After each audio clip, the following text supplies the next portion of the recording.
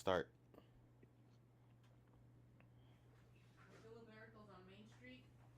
And Yeah. we're live. Game Player episode 89. Let's come right through it. Weeb, how are you? What you been playing? I'm good. I want to blame Nate for being late, but no, we can blame you again. Yes, all is We Yeah, can blame you, Nate, because all he's is the one right in that the was world. late, Omar not I me. was No, fucked I up the was start of the on time. podcast. perfectly balanced. Hmm. No, but I'm good. As I was saying, but we weren't live yet. I haven't been playing a lot of games today since I was setting up my new NAS server. But right now I'm playing Baldur's Gate 3, which I finally started after delaying it for weeks. So now I started right before Spider-Man, of course. So I will never finish that in time. Uh, yeah, I mean, I'm What like act are you on? really Act One, Oh, and okay. Yeah, that sounds and about right.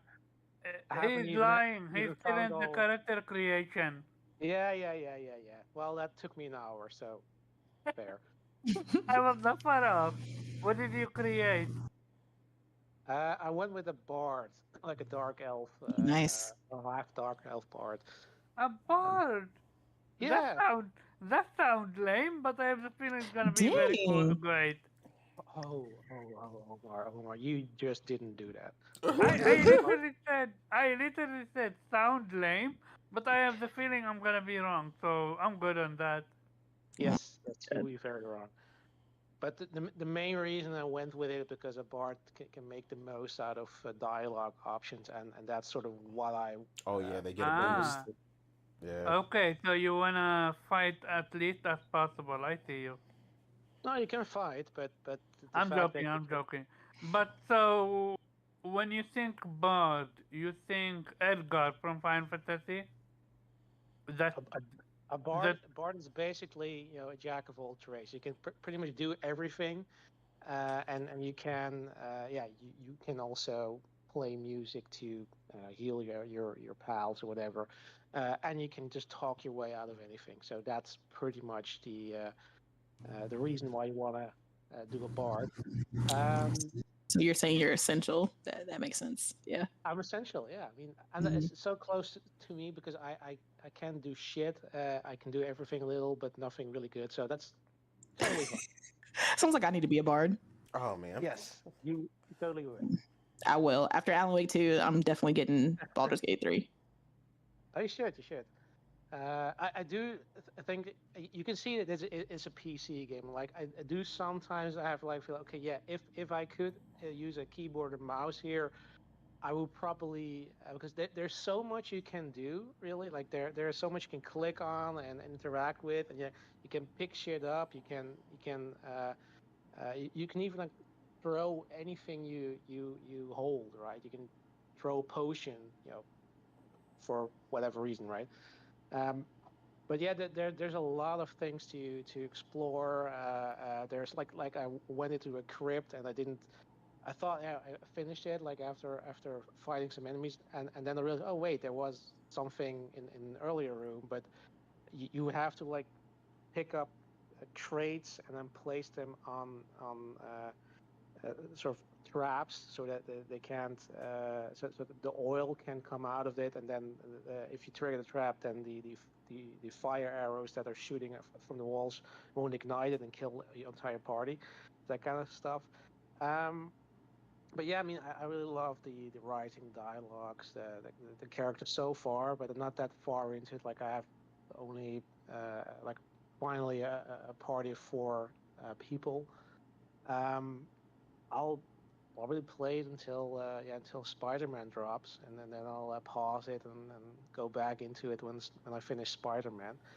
Other than that, I've played a little bit of Baten Kaito's Origins, which was I think in August, end of August, released on Switch. Uh, I played the first Baten Kaitos when it came out for GameCube, loved it. But the sequel, which is actually a prequel, hence the title Origins, never came out in Europe, so this was basically the only way to play it legit, on a Nintendo console for me. So yeah, so I was interested in how that played, and yeah, so far it I haven't played much, but so far it does feel very much like the first game. So it's an RPG with sort of card-based combat. So your attacks are basically a deck of cards, and you have to sort of make combos with those cards. But it's pretty intuitive once you get used to it, and it's quite fun and addictive. But the core of the game is the incredible story, which I already can see that is going to be really really dark, really intricate, a lot of twists, and sort of the gimmick of aside from the card battle of the game, is that you are not actually playing as a protagonist, but you're playing as some sort of, basically it's called a guardian angel type of character, and that you can interact with your main character, and then depending on your choices, you're essentially gain synergy, and it helps you during your battles. So yeah, that's what I've been playing since you have been gone, Omar. Gotcha. Marga, how are you? And how did Mirage treat you? Yeah, I'm good. I enjoyed Mirage. I beat it, platinumed it. Nice. Congrats. Thank you. I really enjoyed the, concise, smaller experience.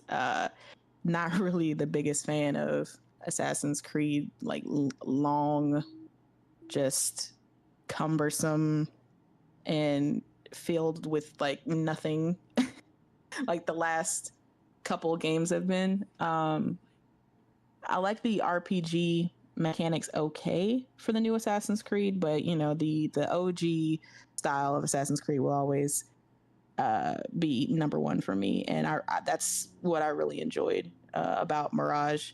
It felt like it kind of took me back to Brotherhood, and I don't know. It felt nice to be, an assassin again. And, but that being said, it definitely wasn't perfect. There was definitely parts in it that needed to be addressed. It kind of got really repetitive at a point. Like, at the beginning it was really good. I enjoyed it.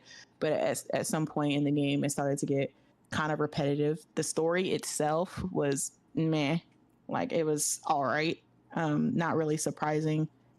The kind of the formula that they've kind of been using for the past few games, like, you barely kind of get a glimpse of the outside. Well, you don't get a glimpse of the outside at all in this game, but as far as like, the origins and the backstory of Assassin's Creed, with like the Templars and stuff, and like the tech that goes into it, like you kind of get a note of that at the end, but that's just kind of how they are with Assassin's Creed now. But yeah, I really enjoyed the fact that I think I spent a total of 40, 45, 46 hours in the game, versus like I think I spent like maybe 60 or 70 hours in Valhalla, and I still haven't beat it.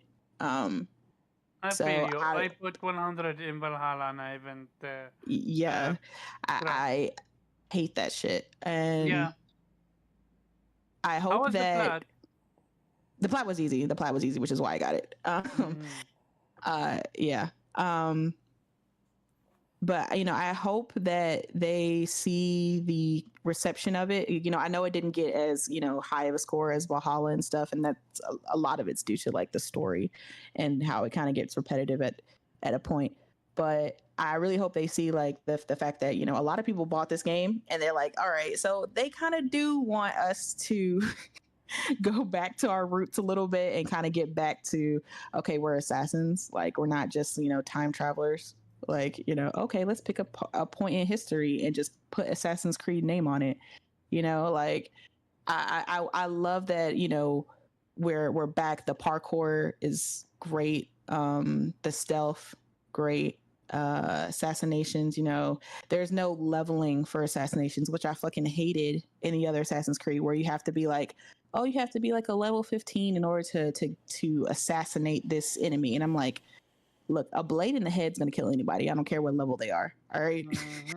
Like I hated that. It was so stupid. But you know, you can assassinate any and everybody. It doesn't matter. There's no leveling kind of system like that.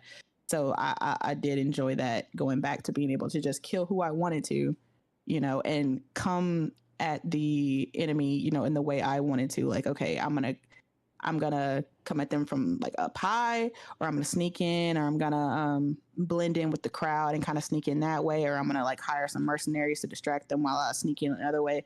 Like I appreciated that kind of thing. And but yeah. What about the Arabic language? Did that enhance the Yeah, game you for know, you? I played that for like an hour, but then I had to turn off because I was doing way too much, you know, trying to sneak in and trying to assassinate. That I couldn't, you know, read the subtitles and play at the same time. But it was nice for the hour that I did have it in. It really, I really felt immersed into it. But unfortunately I had to switch back to English. But same. But I did overall enjoy it. I give it like a 7.5. Okay, interesting. So basically, what for the most part reviewers were saying where it Yeah. landed. And So wait, 7.5 is not bad. You know, I know the no, 7 is, you know, a cursed number now all over Twitter. Like people hate yeah, 7s. You know, but that's the I won't get thing. into that, but The yeah. people that said that they don't even play game, we're not gonna go there. My question for you is: you said it gets repetitive. In what way? That Like combat? mission structure, essentially. Like, you know, kind of like you kind of have to do like the same type of missions over and over, which I mean, for me, I don't really mind because I'm a stealth gamer type of person. Like I love stealth games. I love sneaking in and, you know, doing what I have to do. Yeah. And then, you know, they don't know I'm there, and then I get out and they're, you know, they're none the wiser. I love that type of shit. So it wasn't too bad for me, but I know it'll be I know some people will be like, oh my God, we're doing the same thing again. Like, oh, another infiltrate mission. Oh my God, I got to kill this guy and no one can see me, kind of thing. To be fair, was it not how it was in the first game? In the first, you talking about the first Assassin's Creed? Yeah, very first Assassin's Creed, because this is mimicking it. Yeah, I mean, but at some point, you know, we're on like the 12th Assassin's Creed. So, you know, what you could get away with on the first game is not what you can necessarily get away with on now. So okay. So the reason why I'm asking is because you, me, Nate, and shout out to Tell and what's his name? Give me a second, because I just retweeted his stage. mm-hmm. He is a huge Assassin's Creed fan, and we all screamed, "We want this Assassin's Creed back!" Yeah. So when we got it, we literally got what we asked for, and for some reason, I'm just confused. If it's story-wise, I can understand a story to not get you to like an 80 or a 90, but I also saw that a lot of people are not fan of the mission structure, or that it got repetitive. I'm like, Well, you literally asked for it. the problem is there was just too much regression. Like, it was a regression too far back. Like, obviously, you want a specific style to the game. You know, you want the creed. You know, all the things like that. But you can still have, you know, altering. You know, alternate mission structures. You can still have. I mean, they still had a skill tree and stuff in the game. The only thing, like I said, one of the biggest things that we didn't um, like she mentioned in the game, is when you did have the RPG mechanics, like someone, you know, going to assassinate someone and them surviving because of your level difference. Like that doesn't make any sense. You just slit this person's throat. Like they're not surviving. Like there isn't no, I know some ultra kung fu and like therefore I survived getting my throat slit. Like it made no sense. Like so stuff like that they needed to kind of come away from. Um, and then of course, like with those games, becoming so large, they become overly cumbersome in like the amount of things to do, and then even in that respect, they become potentially tedious in the nature. So it's like there's a happy medium in there between the new and the old combined to make sure you Yeah. don't lose the And they assassin. didn't That's what I'm reach kind of that. hoping that we get in the Assassin's Creed Red, which I would think, it being, I guess, more of a samurai ninja style game, that we're So going to get like the happy medium of the RPG mechanics as well as the old school assassination, of Assassin's Creed. So I hopefully they hope take so, from that. because from the leaks that I read, or either a rumor, Aren't you reading you're gonna leaks? be able to have two different playstyles, either a samurai or an assassin. Oh, no, I forgot, a samurai or a ninja. I forgot if it's a ninja or an assassin, but I in wonder any where they case, got that from. Anyway, Ubisoft out anyway, here. But yeah. yeah, I kind of, exactly, I kind of hope they kind of take from it and they learn from it. Like, yes, they did give us what we asked for, like, a throwback to the older gameplay style of Assassin's Creed, but it just kind of seems like they kind of didn't really put their best foot forward in trying to make like the best old school Assassin's Creed style game. I don't want to call it lazy, because I don't really like calling developers lazy. They put a lot of work into their games, but it just kind of seemed like it definitely feels like a DLC that they made into a game. Like, Question: does it feel low budgety? I don't want to say low budget, because it's actually a very beautiful game. Like, and Ubisoft does really good job with their environment and the how making the setting look like how it's supposed to, especially for the time period. And I know they said they put a lot of work in trying to make it an authentic experience, especially for like middle age Baghdad. And I know like they had like, I don't want to say this wrong or something, but I saw some tweet about how they like accurately depicted like some, I can't even remember what it was called, like some type of religious practice that's only done at certain points of the day. And No, somebody was pointing out I know. that, I can help you with that. It's called salat. It's called yeah, adhan, and there is 5 adhan, and the one in the morning, and it's actually extended, and they did that extended, so they focused on the attention to details. I got you yeah, what you're yeah. talking about. Yeah, so I could tell he put a lot of work into making sure the environment and everything around it was done correctly, and paid homage to the time period and the place. But just as far as like, I'm saying, Ubisoft does a good job. Like, the setting for Valhalla was beautiful. Like, just the mountains and the terrain and the forest. Like, I'll give Ubisoft credit for that. They can make a pretty damn beautiful environment. But I don't know what it is, but when it comes to like facial features, especially their eyes, they always look like they're like, the characters always look like coked out. Like, their eyes are just like, they dilate so huge, the characters sometimes, and the animations themselves, the way they move, it looks like early PS4. And I'm just like, I don't know why they can't catch up with that when it comes to like the facial animations. They're just not really that good. But other than that, though, it's like the game as a package, though, it was pretty good. It was pretty solid. But I was just kind of hoping for not necessarily like an evolution on the older. Like, I don't expect that from this game. It's not a full game. It was $50. But I was just kind of hoping a little bit more effort and like showing like what could be with with a modern day take of the older Assassin's Creed, if that makes sense.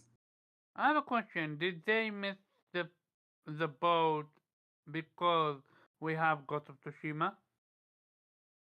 Um, I don't think it's fair to compare this game. Like, I would definitely compare Red to Ghost of the newer. Just because, one, this game isn't like a full. They're their big game. So No, yeah. I'm still But as far as talking you about talk the about mission structure and the combat and stuff like that. well, I can't compare combat because well, this game kind of drives you to play in stealth. Like it's not really made for how the combat in Ghost of Tsushima was like god tier, right? It's the combat in this game. It's a game where you're not really supposed to get into combat. You're supposed to stay stealth. You're supposed to stay in the shadows because when you do fight, like your character's not really that strong. And it takes a lot of swings to get an enemy down, but you can parry, and if you parry correctly, you can kill them in like one strike. But I can tell by the way they designed it that that's not really what Ubisoft wants you to do with this game. You're supposed to be, killing the shadows, be discreet about it, hide the body, and then dip.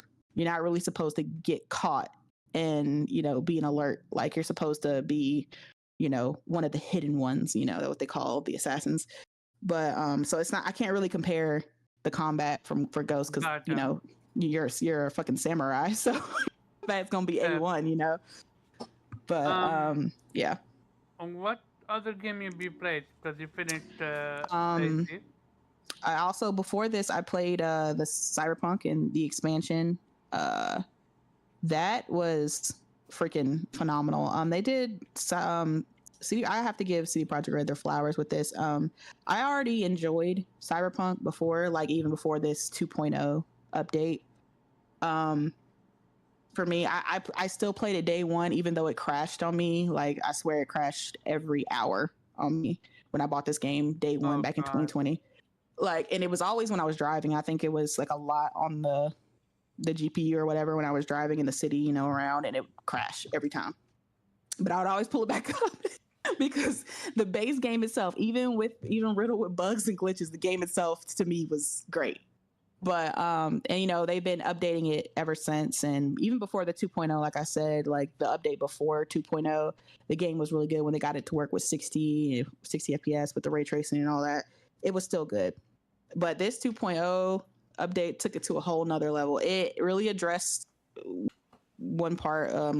It really addressed a lot of the faults in the overall kind of gameplay structure. Like a big part of it was like the police system. Like the police system in the game was so bad, like ass. Like you would get detected, you would drive like 10 feet, and then like the detection would be over, and like it was basically a joke at one point. Like there was really no kind of police system in the game. With this, it's night and day. It's a lot like the Grand Theft Auto system of like kind of like the 5 stars. You get, you do something, you get the 1 star, and they chase you. You kind of got to get away. And at this point, if you get like, I think it's a 4 or 5 star system. I can't remember how many, but if you get the most, then that's when the big boys come out. Max Tech, the big police, the brutal military police, they come out and they can fuck your shit up bad.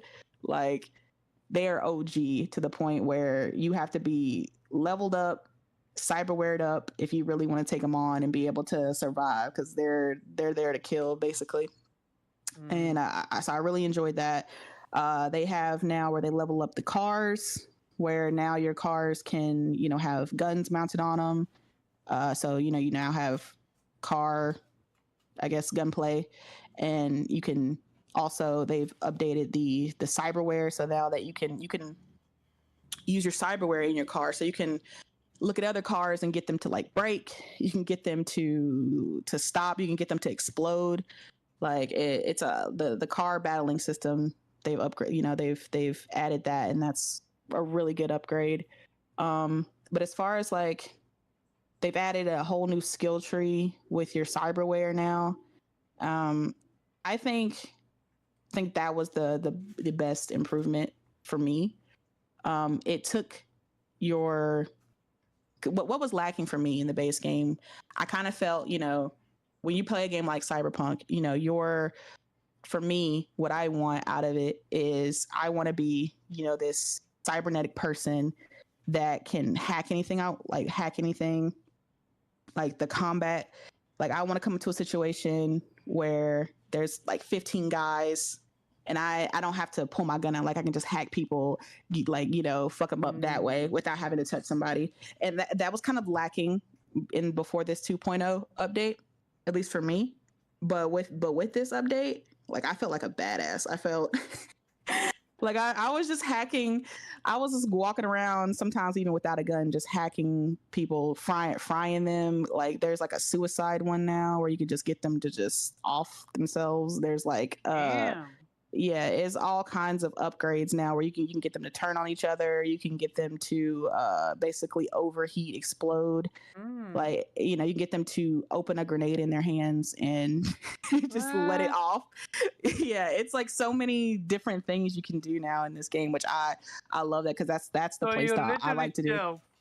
Yeah, you can be like a stealth, you know, hacker essentially, which is what I really wanted, and they did a great job with the update. Now the actual DLC, the Phantom Liberty, oh my gosh, I expected it to be good, but it was great. I love Dogtown. I love like the feel of it. I love Idris in this. Shout out to my baby's daddy, Idris Elba. Okay, he did a great job. He played that detective role very well. I mean, but he's used to playing roles like that, so of course, you know, he did a good job you know, portraying that character. The choices in this one, it was hard for me to make the final. I'm not going to, of course, spoil it, but it was hard for me to make that final decision. There's like 4, I think, maybe 5 different endings that you can pick for the DLC, and I definitely spent like 2 hours trying to figure out which ending I wanted.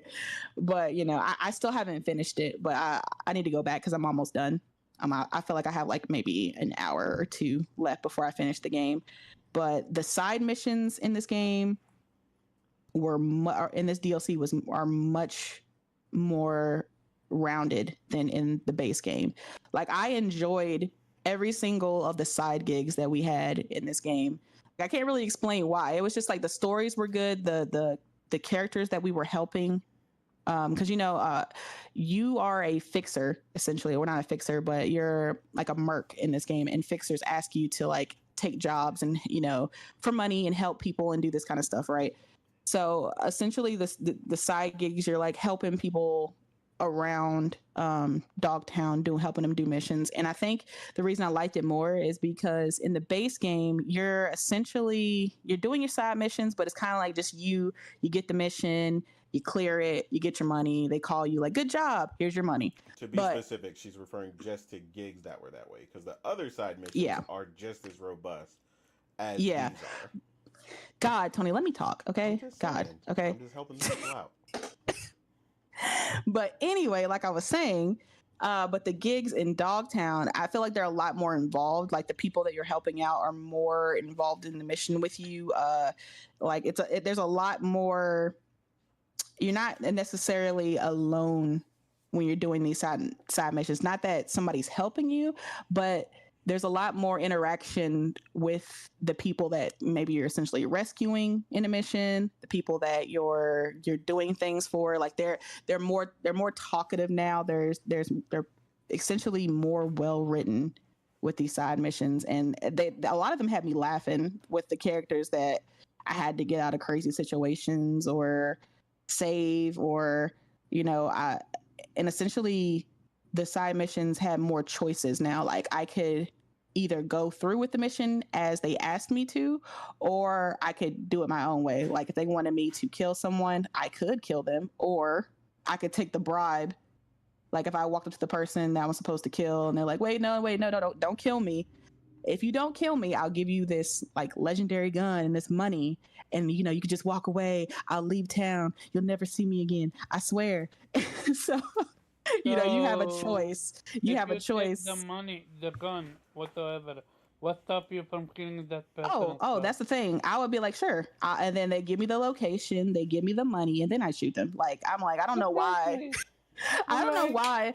Listen, this is Dogtown, okay? Ain't nobody safe out here. It's rough out here in these streets. I don't know why you thought enough to trust me to take that and let you walk. Like if I was them, I would have been like, okay, when I'm in a safe distance, I'll let you have the shit. But they were like, nah, here you go. Here's the key to my locker. Here's the They passcode thought to there the was safe. some honor amongst you, but nope. That's what they thought. And they were like, here, take it. I'm like, okay, cool. Got it into my inventory and then bam, shot him. I'm like, yeah, okay. Oh yeah. Anyway. But yeah, it really enjoyed the Phantom Liberty DLC. I give that like an 8.5 to 9.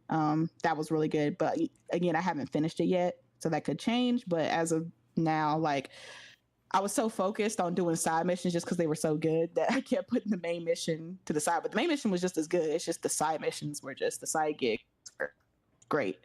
So overall, really exactly. Like every time I fix a recall, but like I got more side gigs for you. I'm like, oh yeah, hell yeah.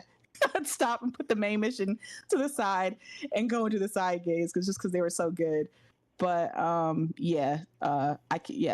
Cyberpunk, CD Projekt Red, really good job on the Phantom Liberty DLC. Wish they had launched it like this, but hey, better late than never. I'm excited for their next, because I guess they're making a sequel, or I don't know if it's going to be a direct sequel or just kind of like in the world. I would guess not, based on like the endings of the game. But I'm excited for whatever they decide to do with this IP. Can't wait for that. But yeah, good job, CD Projekt Red. Gotcha. Other than that, I've been playing some more. I'm gonna be quick with this. I just played some more Spider-Man. I'm trying to replay it again before, Spider-Man Nice. 2. So yeah. That's about it? Yeah, that's it. Sorry, I took way too long. No. We gaming. That's how it should be. And hey, how about you? What you been playing? Yeah. I mean, of course, I also finished Assassin's Creed Mirage. Um, Again, yeah, I'm about the same. About a 7.5. Like I said, there was I love the setting and stuff. Ubisoft always kills it with the setting. Um, Being able to go through Baghdad in that time period was, I feel like, done to perfection. They're always really good at that stuff. The assassinations and stuff, all that stuff was really great. Um, it was nice to kind of go through a smaller experience and kind of, feel like I wasn't overly, uh, it wasn't like a daunting task to complete this game. So it was nice to kind of have that and just be like, oh man, I completed this game. And it like, it didn't feel like when people play, like you play for instance, like Rebirth is on the screen right now, right? Like I know once I finish something like that, like as much as I'm probably going to enjoy it and how wonderful it's going to be, being in that world and experiencing it. There's something about being in a world for like over 100 to 150 plus hours and like coming down off that high. You're just like, you just want to play something really small and probably like indie. You know what I mean? Like you're just. I feel you. You gotta cleanse the palate. Yeah. Yeah, kind of a palate cleanser. Exactly. So yeah, that was great. Again, like I said, about 7.5. There's just too, like I said, too much aggression, and stuff like that, and but yeah, I mean, ultimately, still glad that we finished it and stuff. Um, Again, like she said, we were also playing Phantom Liberty. I finished it. Priscilla, did you finish it? You haven't finished it. So yeah, Priscilla was also playing it with us. What's your score so far? For what? Cyberpunk Phantom Liberty. And other than that, that's about it? He's not done speaking, sir. Yeah, but I Okay. didn't play the game yet. So No, how much? No, where are you at now? How do you feel about it? It's a great game. Like it, you feeling like an 8? 8.5? I think you're asking too much because she hasn't played that much of it. Story wise, Yeah. I feel like it's a little dragging right now, but Oh yeah, because she was just getting to. Saying she's just getting. I don't think she's gonna have a score. It's definitely an 8. But you love that. Yeah, the presentation. You like the increase in the structure of the mission for the main mission. The NPCs. The frenetic pace. Yeah, just I'm at a slow part, so I don't know how to judge it right now because Yeah, no, it goes from the president thing to the. I'm slightly bored, but not that's not what the game is. The whole game is about because I haven't finished. But I'm like, let's get to the good part now. So So I asked everything her else because is she's a not done. She's not. She still has everything quite a ways is to like go. an 8 or above. The story I still don't know. So the story might be lame, but I don't know. But Okay, so that's far, fair. everything else is a 8 or higher. That's fair. So yeah, that's where I think I'm about. I'm more closer to, should I say 8.5 to a 9 for me. Like I said, the set pieces and stuff in this one were phenomenal. That was what I was waiting for Priscilla to get to because she's all about being the person with the shotgun kicking in the door. So this game definitely this game's expansion definitely lets you do that. Not that you couldn't do that before, but like I mean they encourage it. Um, they kind of give you a lot of the other stuff is usually more dynamic. You know, they're like, oh, you can approach quietly, you can go loud, you can do this or that. You know, and it's like, but a lot of the missions in this one, I like that it's like you got this huge arsenal of fuck around and find out, and these people are definitely gonna fuck around and find out, and I love that. Um, I felt like they added a ton of new weapons and stuff, which was awesome. I didn't expect to have as many weapon options as I did. A ton of iconic weapons, like they did, it's absolutely phenomenal. They just killed it in so many ways. And then after completing both of those, honestly, I kind of just slid into the volume one for Mega Man Battle Network. Uh, You've and been playing some more Sea of Stars too, though. yeah, and see, yeah, I'm back and forth between that and Sea of Stars. So those have been really good. I'm trying to get out of the area in Sea of Stars where I'm like in like a. It's not my favorite. I've always hated this. I always tell people that like I don't like dream worlds in in JRPGs or RPGs in general. I'm not a Mm-hmm. fan of dream worlds, and I don't like haunted areas because like both of those things are usually Wait, meant to get you lost. you're still at the haunted area? I'm at the end of it, but like that's where I'm ready to get out of there. But like even then, in some of the places, even though I don't like these type of places, it says a lot to the game's design because I had a lot of fun messing around with some of the puzzling that happens in there, and that says a lot because I hate puzzles. The only game that ever seems to give me puzzles I like and I'm okay with at a perfect balance is like the Uncharted series. Like they give me just Mm-hmm. enough to not be annoyed. Pony. Yeah, yeah. Gotcha. But yeah, that's Okay. it. As for me, I I played the demo for Cry Machina. Shout out to Jay Barry for posting that demo live, and also shout out for Kofi for not stop talking about that game. Um, I enjoyed what I played. I skipped the story stuff because I wanna go in blind when I play the game. Combat is good. It does seem like that this one, if you are low level, you're not gonna be able to do damage to high level enemies, which I dislike that because I really love enjoying fighting high level bosses, like for example, while I'm under level. But I got destroyed. I met a hidden boss, and he didn't enjoy me doing him zero damage, so he one-shotted me in an instant. Um, I can't talk too much about it because I literally played it for 30 minutes. It, uh, it like the dodge button is very responsive. The combat is so far from what I played is cool, and you play as two characters. So far from what I played, and each plays different. Other than that, um, I started Mirage, and that's also a game that I didn't play much. Like I'm what 3 hours in, I think. I just got my hidden blade, and I'm on my way to a certain place. I will just leave it at that. Yeah, it Um, takes a bit to get your hidden blade. They definitely make you earn it. yeah, only that it it has that little montage. I really wish that you got to experience uh the eagle for yourself for the first time as an experience. Yeah. Having it as a montage felt almost like a cop out.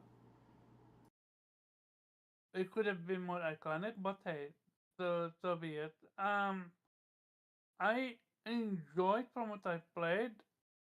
It did grew on me bit by bit. Not the gameplay, but almost like the setting, because I'm not used to Arabic in my video games. Like, I don't even play my games in Dutch. I just play them in English. And to play them in Arabic felt very strange. But a very welcome addition. Very quick shout out to you, Stage. Have fun with Mirage and good luck with work. Going back to it, yeah. Um, Mirage, that's gonna be my game until I finish it and get ready to Spider-Man. And from what I saw and from what I am hearing, you guys, um, they didn't update their formula, which again is strange. Why I'm saying strange is because they had two blueprints. They had Assassin's Creed 1, and they had the upgraded version of it, which is Ghost of Tsushima. And they could have made it their own, but apparently they didn't. I'm gonna play it and find out for myself. But that's about it. Oh yeah, and I also got married, so there's also that. Um, Going back to the pet topic now. w- So, Innate, you're the car guy, right? Like, thanks, Stage. Uh, Viper Reap is in it as well. Oh yeah, before I continue, shout out to chat very quick. Shout out to Steady Flow. Shout out to Stage, obviously. Shout out to Viper Reap.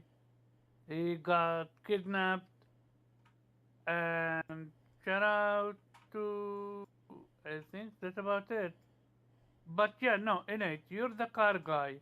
What's up with Forza? Did you enjoy it? Is Uh, it downgraded or not downgraded? What's going on? it's honestly what it seems like. After playing it for quite a bit, it seems like it kind of has the same issue I had with Starfield. Funny enough, which is inconsistencies. So on one end, you have some of the newer vehicles that were added to the game, maybe weren't featured in the other games, that you could tell have like a much better render in the game. The interior looks pretty good. Um, the external portion of the car looks really good. The rims and stuff are modeled correctly, all the good stuff. It's modeled like it should be. But then you run into some of the other ones, and it seems like you're running into either older car models that weren't updated, certain things aren't rendered correctly, certain vehicles, the aspect ratio of them looks weird, where like maybe they should be uh, look more elongated, and some of them look a little short, or the rims are incorrect or rendered weird, or like just there's so many little things, right? It's like in this kind of game, it's all in the details. I mean, because there's nothing but the cars and the track, like that's all there is. So when the cars are rendered off, or interiors are not rendered correctly or look bad, it breaks you from the immersion of the experience. So when it comes to a lot of what they had shown, in the previews and stuff like that. It definitely seems like honestly they were lying. Uh, Obviously, a bunch of that stuff was pre-rendered. Not, and that's not to say the game doesn't sometimes look really great, right? Under certain circumstances, when it's raining, and you're in the right vehicle that has all the updated stuff, to support that area, that things look great. Um, and then sometimes, in even sometimes in the daytime, some of the stuff looks pretty good. I mean, you'll see some footage that people posted that looks good, but then there's also, like I said, inconsistencies where I've seen the one of my favorite cars, the Acura Integra. Um, the paint on it kind of looks like clay, like a clay model, or something like that. And my question is like, how did stuff like that kind of slip through? How did that show up? Um, so yeah, like the inconsistencies and just the visual fidelity. Um, they do still need to fix the bug issue where the gamma, if you mess with the options menu for like video settings and stuff, apparently the gamma is off entirely, which was something that people were going on and on about it to Dustin Liguri or whatever. So I guess he went back and did another comparison. Um, but yeah, the game definitely does not compare, in its entirety to what was shown prior. They were being very vague about where and when ray tracing. You'll see some misleading stuff on Twitter where people think, SSO ray trace is ray tracing, uh, and stuff like that, where they're like, "Ooh, the track's shiny, ray tracing," and it's like, no, it's not, or SSR, I believe, but yeah, there's it's just kind of weird to me. I don't understand like a game that's typically a showpiece for the Xbox team. I don't really understand what's kind of going on, and someone like me like playing on PC, not having to make the compromise um, that people do on console, where you've even seen some of the top people who are literally like doing everything they can to sing the praises of Xbox and their endeavors, saying that like man, they need to play this game on PC. I know Gaz was one of them that spoke out and was like, man, talking to Dustin specifically, and was like, the game really shows how good it can look, in the 30 FPS mode for them. Um, but they need the 60, and the only way to get that uncompromising experience in this case is to get that on a PC.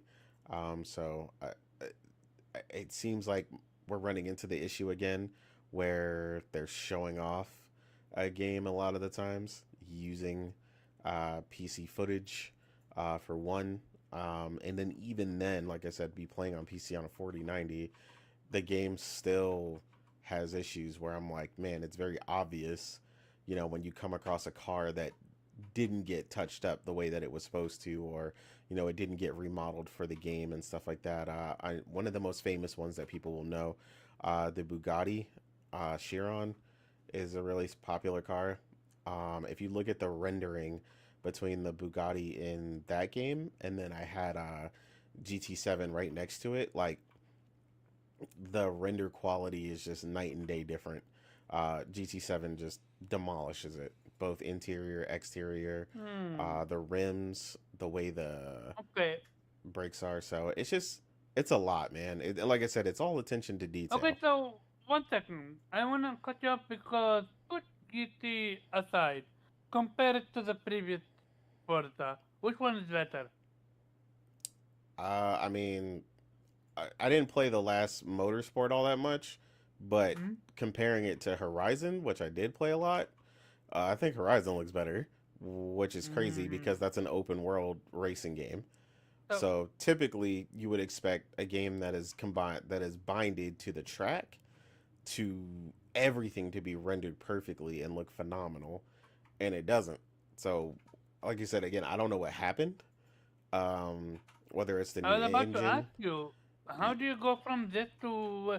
Cause I'm not on Xbox, but I do recall hearing that their Forza developers are some of the best, if not the best, when it comes to graphics. So what went wrong, do you think? I mean, supposedly they were allegedly, like I said, I don't know because I haven't confirmed that.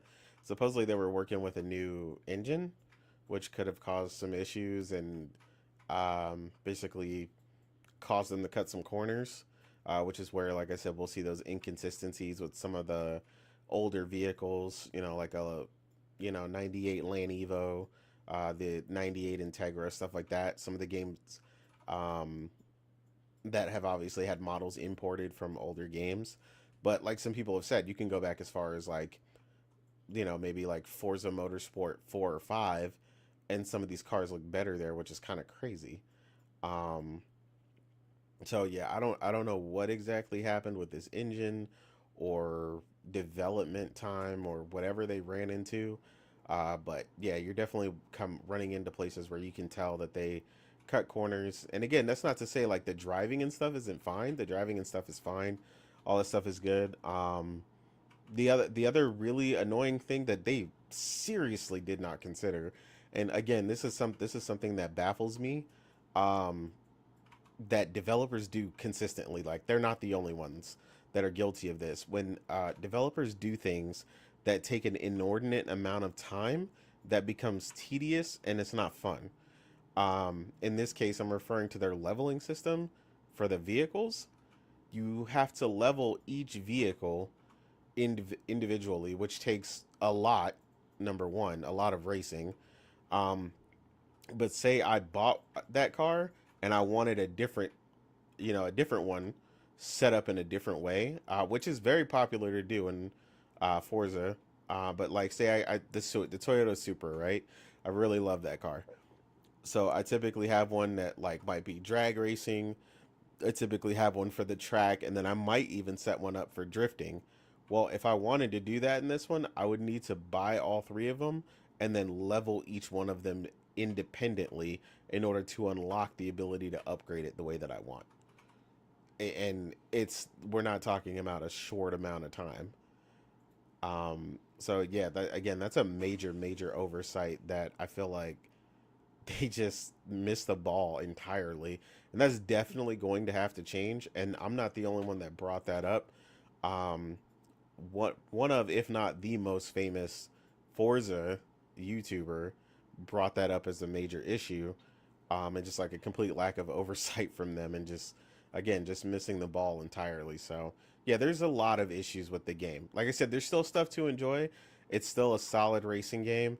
If you just jump in and you just want to run it, it's okay. But yeah, they've got a lot of work to do, sadly. I see. Yeah, I remember. I read that thread, and that thread was written so well It that was. even as a non-Forza person, I understood specifically what he meant with every issue he had with the game. Agreed. My my question for you is then becomes, um, does the game have microtransactions? Like, is that why they did? Because I can't think. Because these are not new developers. Like, this is their franchise, Yeah. So and there's no microtransactions specifically, but you are locked out of using some of the vehicles that are locked to either having the Forza Car Pass and or VIP. So technically, if you want access to every car and everything the game has to offer, uh, you essentially need to get the $34.99 or $35.99 pack, even if you're playing it via Game Pass, which gives you VIP, car pass, and future updates. So yeah, no microtransactions, but technically you're not getting the game in its entirety without that. So mm-hmm. yeah, I mean, to me, if I was really into it, it'd be like a necessity. Like that's why I typically, when I do play Forza and I really look forward to them, like I did Horizon, I typically just buy the full pack that comes with all that stuff. But I didn't in this case because something kind of made me feel cautious, and I was right because yeah, the game's definitely uh, got a lot of issues to work out, and I'm glad I didn't invest in it.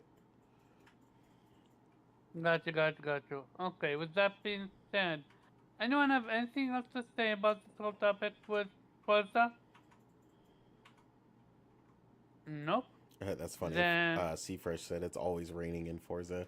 See, yeah, I thought deep right. that's a funny joke, but it's not. See, it's not though. But what happens is, you know, when people are busy trying to make the game look as good as it possibly can, that's why you see them always, put the rain on, um, in it in order to try and make it look more spectacular. Which I will give it one thing, which I've always given it though, because this has always been a gripe of mine since Gran Turismo Literal 1. The chase cam in Gran Turismo sucks. It's always weird. I don't drive in that mode anyway in Gran Turismo, but the chase cam literally stays like directly behind the car and it looks stiff the way that they do it. Uh, it's weird, but again, so yeah, anytime you see any footage like that from Forza's definitely gonna look better in that regard. But yeah, everything else, GT is just killing them. No competition. Gotcha. So, um, the next topic to go with is going to be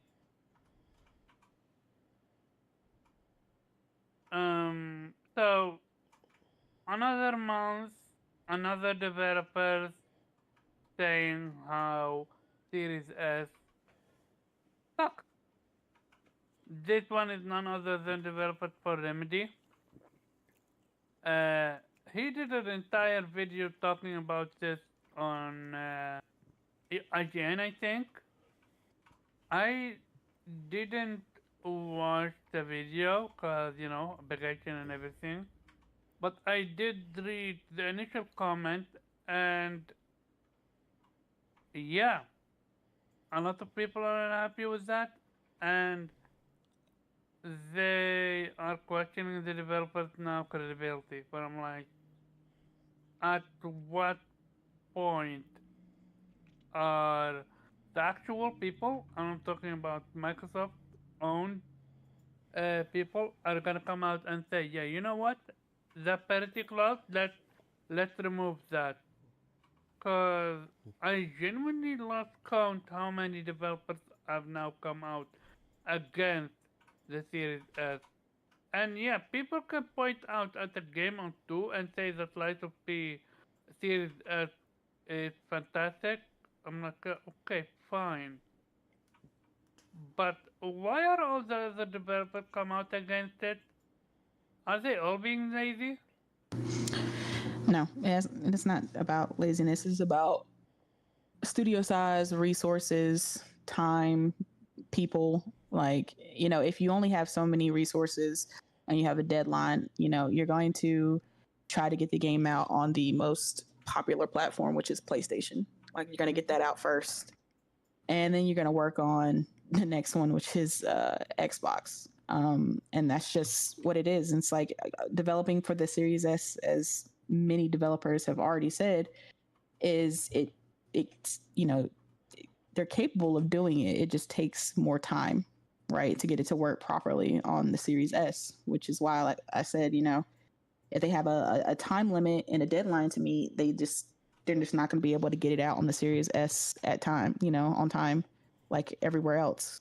And then because of that, and the parity clause that Xbox has with the Xbox Series X and S, that means the Xbox Series X version gets delayed as well. So because they're tied together. So at the end of the day, it's just an Xbox catch-22 type of situation that they've kind of put themselves in. And like, that's why people will be like, but this developer was able to get it. Well, that developer also has like 500 plus, 1,000 plus employees, way more money and resources.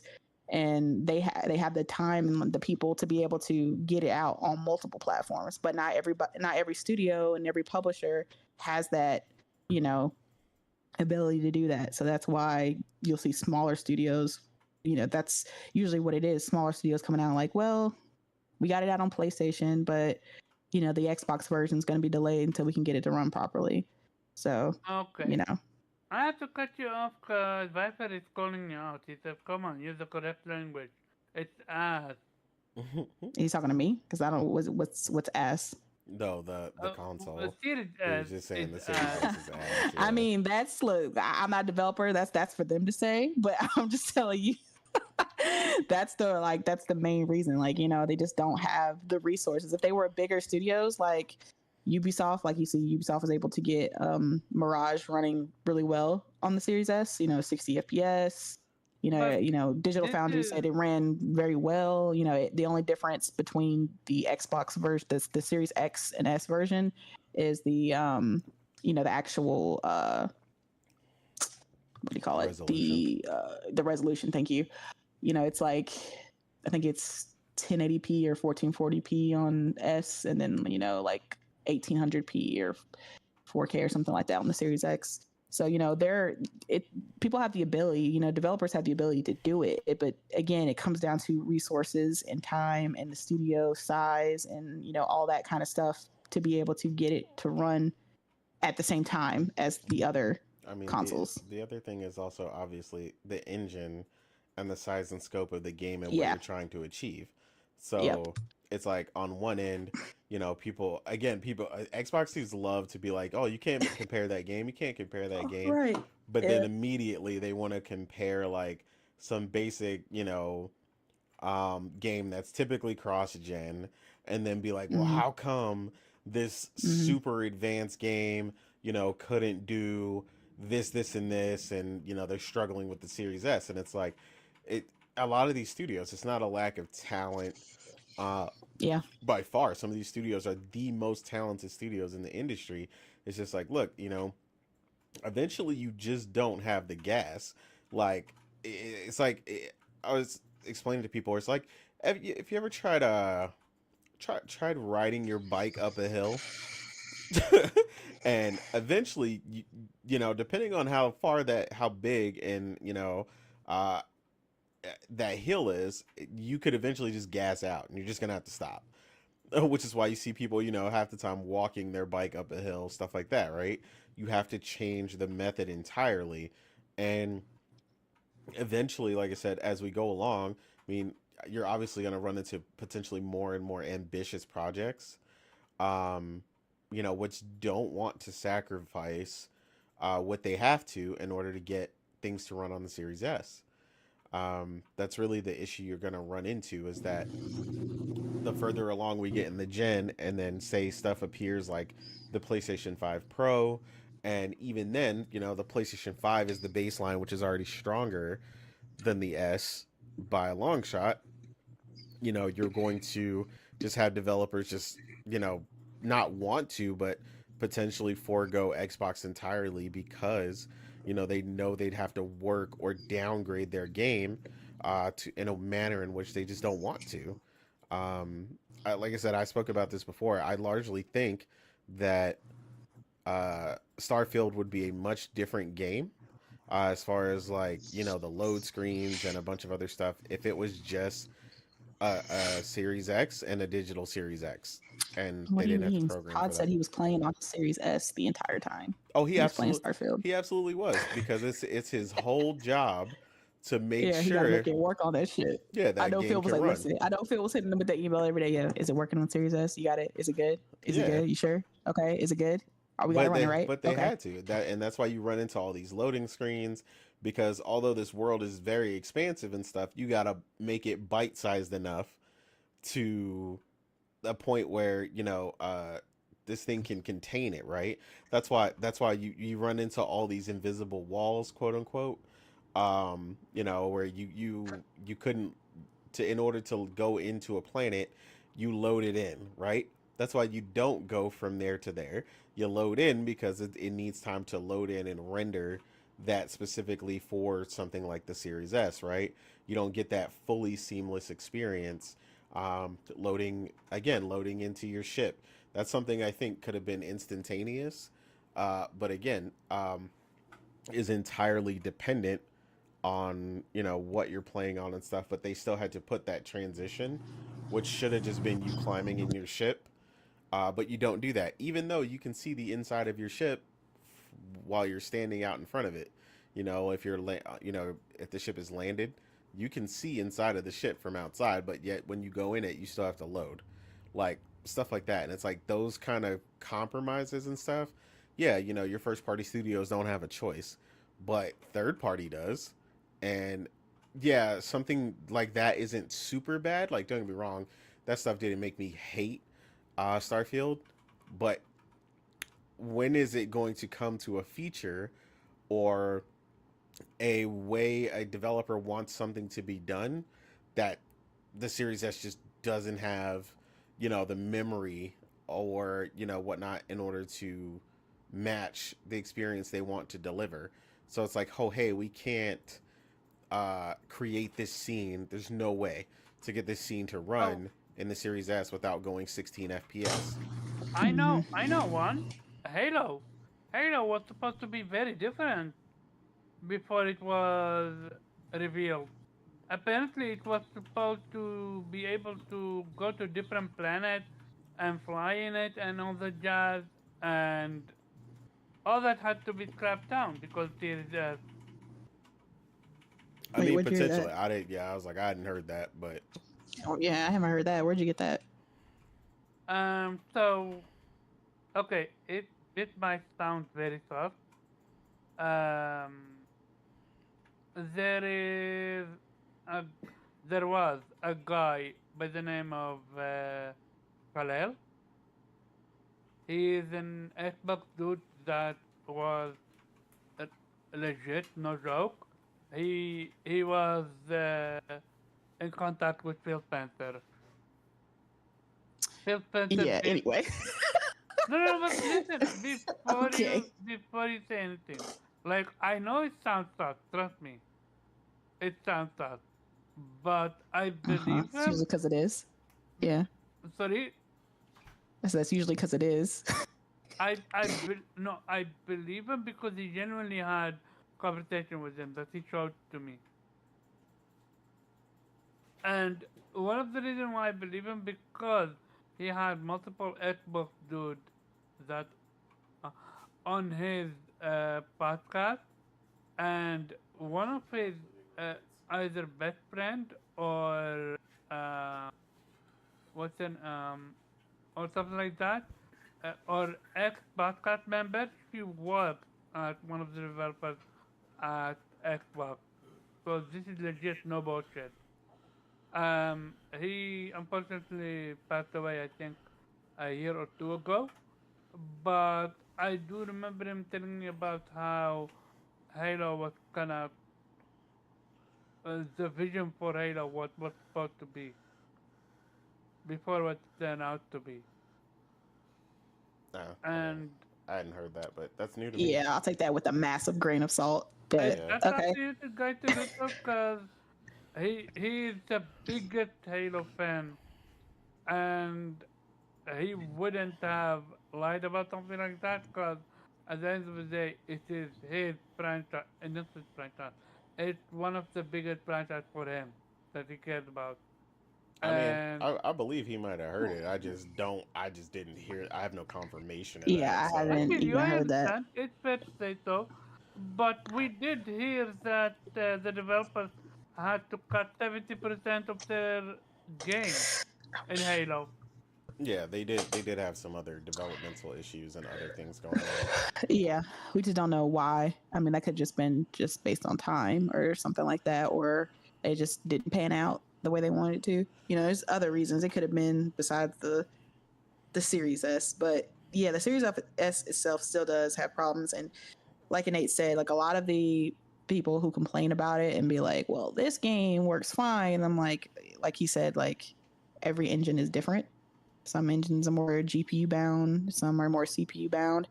And if they're more GPU bound and using a lot of, ray tracing effects and lighting effects, it's going to have a harder time to get that game running on the Series S. Like, not that it can't, but it's just going to take a longer and a lot more effort, which is why I don't understand why some Xbox fans get very upset when they hear that, because it's not like they don't most of these developers say they're not canceling the Xbox version. They just say it's just going to take some time, and that just makes them so mad. I don't understand why, because it's like they didn't give up. They didn't say, "Well, we can't do it." They just said, "Okay, it's going to take us, a couple months, or it's going to be delayed until next year, and we're going to get it on your console eventually." But I mean, to be honest, the one person you should be mad about is the people in charge of Xbox who are, forcing this parity on developers, because if you have an X, it would most like if the Series S didn't exist, you would most likely have this game. Like I'd bet my next paycheck that you would have the game at the same time as the PS5. But the S is just causing just a lot of frustration and longer development time for some of these developers. But I guess it's the price you pay for cheap next gen access. So Yep. I have another example for CSS, but I'm gonna let we take it from here first. Yeah, what else is there to say? Series I S mean, sucks. okay, then I'm gonna go. I'm gonna stay with you, and I'm gonna talk about the next game that's our next topic, but it's still about Xbox. So, Lord of the Fallen 2 came out, and to, this is their own statement, verbatim. We would like to take this opportunity to thank all of the content creators um, who have worked with us to enable the rapid development of patches, updates, and performance improvement ahead of tomorrow's exciting launch of Lord of the Fallen. As such, PC and PlayStation 5 players will be able to enjoy the game as intended. The Xbox version is currently being updated, bringing it to parity, keyword parity, with the other platform, and the packet will release over the coming days. So, one, I saw the gameplay for Rattle Fallen, at least on the Xbox, and to say that it's running atrocious, that's putting it mildly. Um,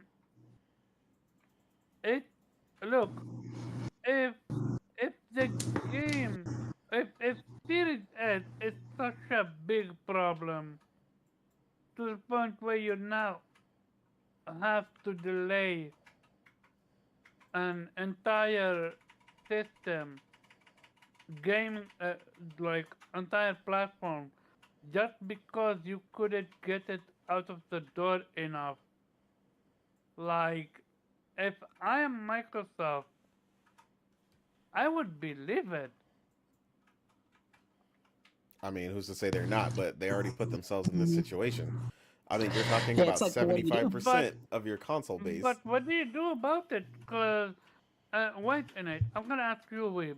What would you do about it? Would you rather that Microsoft pull the particular out, or would you rather that they pay developers to work extra time? Cause at what point do you say, okay, so this is a problem, and now our consumers are not gonna even buy the game at launch because clearly it's not working as intended, which gonna make which gonna make us lose sales, which gonna make the Xbox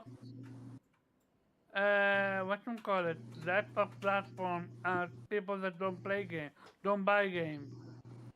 So what do Well, you do about that, Weeb?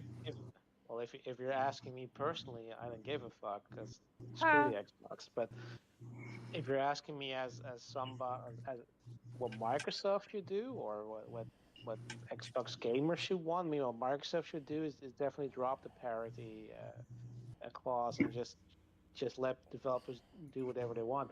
The thing is, though, they Ooh, slippery yeah slope. yeah, it's a slippery slope, and it's in the end it's screwing over the consumers. But you know Hmm. the other side of the spectrum is you should have seen this coming. I mean, we know that we all were saying it, right? I mean, the Series S is holding back game development, and at some point, something's got to give. It's either game development or it's the Series S. Series S was always going to be something that was not going to last the entire generation. I mean, Microsoft's track record proves it. I mean, how soon did they stop production of the Series X or of the Xbox One X?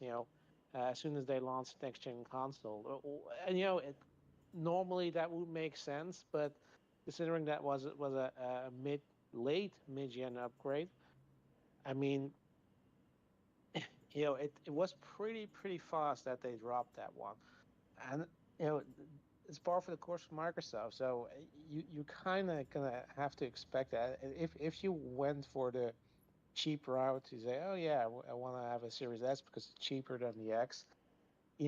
At some point you're gonna hit the limitation of that console, and something's got to give, and it's gonna be the console. So you're essentially you bought yourself. You went for the cheap route, but you also know that it's going to have much shorter lifespan than a high end console. This is what it is. Yeah. Like if I was Microsoft, I mean, I don't really know what I'd do because like we've said, you get rid of that parity clause. Who's to say how many studios and developers will be like, oh, would be applauding and be like, okay, cool. Well, we're just not going to develop for this. Like, what if like a massive amount of studios just decide to not develop for this? And the S, as we know, is the majority of the Xbox console sales, right? Well, to be fair, at least as I understand the parity clause, it's the feature parity clause. So yeah, you would have to have the same features, which they, for example, Baldur's Gate 3 dropped, right? They dropped because it doesn't do co-op, right? Yeah. It's just it'll be like, I don't know, because it's just, if I was in charge of Microsoft or if I was in charge of making that decision per se, I honestly don't know what I would do, because that could just be a potential domino effect that I probably wouldn't want to deal with. But then again, like we've said, they put themselves in the situation to begin with, because I mean, we all know why they wanted to do it. They wanted a cheap way for gamers to come in, and an entry level way for them to get into Game Pass, essentially. Like, here's this, it's all for Game Pass. It's a Game Pass box. Like, here's this cheap way, because I mean it's a all digital, no disk tray, disk drive or whatever. Yeah, thank you. And like so here, it comes with, the 1 month or 3 months of Game Pass. So here's this entryway box for you. It's so cheap, it's got all the next gen features, that's what they said, at least. For the only difference is, it's just not going to be 4K, but hey, it's a 1440p box and you get Game Pass. That's all you need, right? And that's how they sold it, and that's what they wanted it to be. They're trying to get those Game Pass numbers up. That's what the box was intended for. And I don't really think they saw past that too much. I mean, I'm sure, there's always, with these kind of companies, the R&D and the discussions that go into it. I'm sure somebody brought that up, like, well, this could potentially have a negative effect. I mean, is it too small, or is it too massive of a difference between the X that it could kind of cause development issues? I'm sure they talked about it, and they were like, well, our engineers have, they kind of confirmed it with us that it's okay. Like, it meets the bare minimum, and it's going to be fine. I'm pretty sure they were in a boardroom discussing it. It's just like, yeah, it meets the minimum specs, so it'll be all right. Like, it'll squeak through, and I'm sure they thought that. And then the generation started, and we started off with Valhalla, and they were like, wait a minute. Assassin's Creed Valhalla was like the first kind of, big AAA multiplat that, that was kind of compared, that was like the first big Digital Foundry video showing the differences between all the systems. And I feel like Microsoft was like, wait a minute. That's not what they said to us back in the engineering studio. That's not what they promised. They told us it wasn't going to be that bad.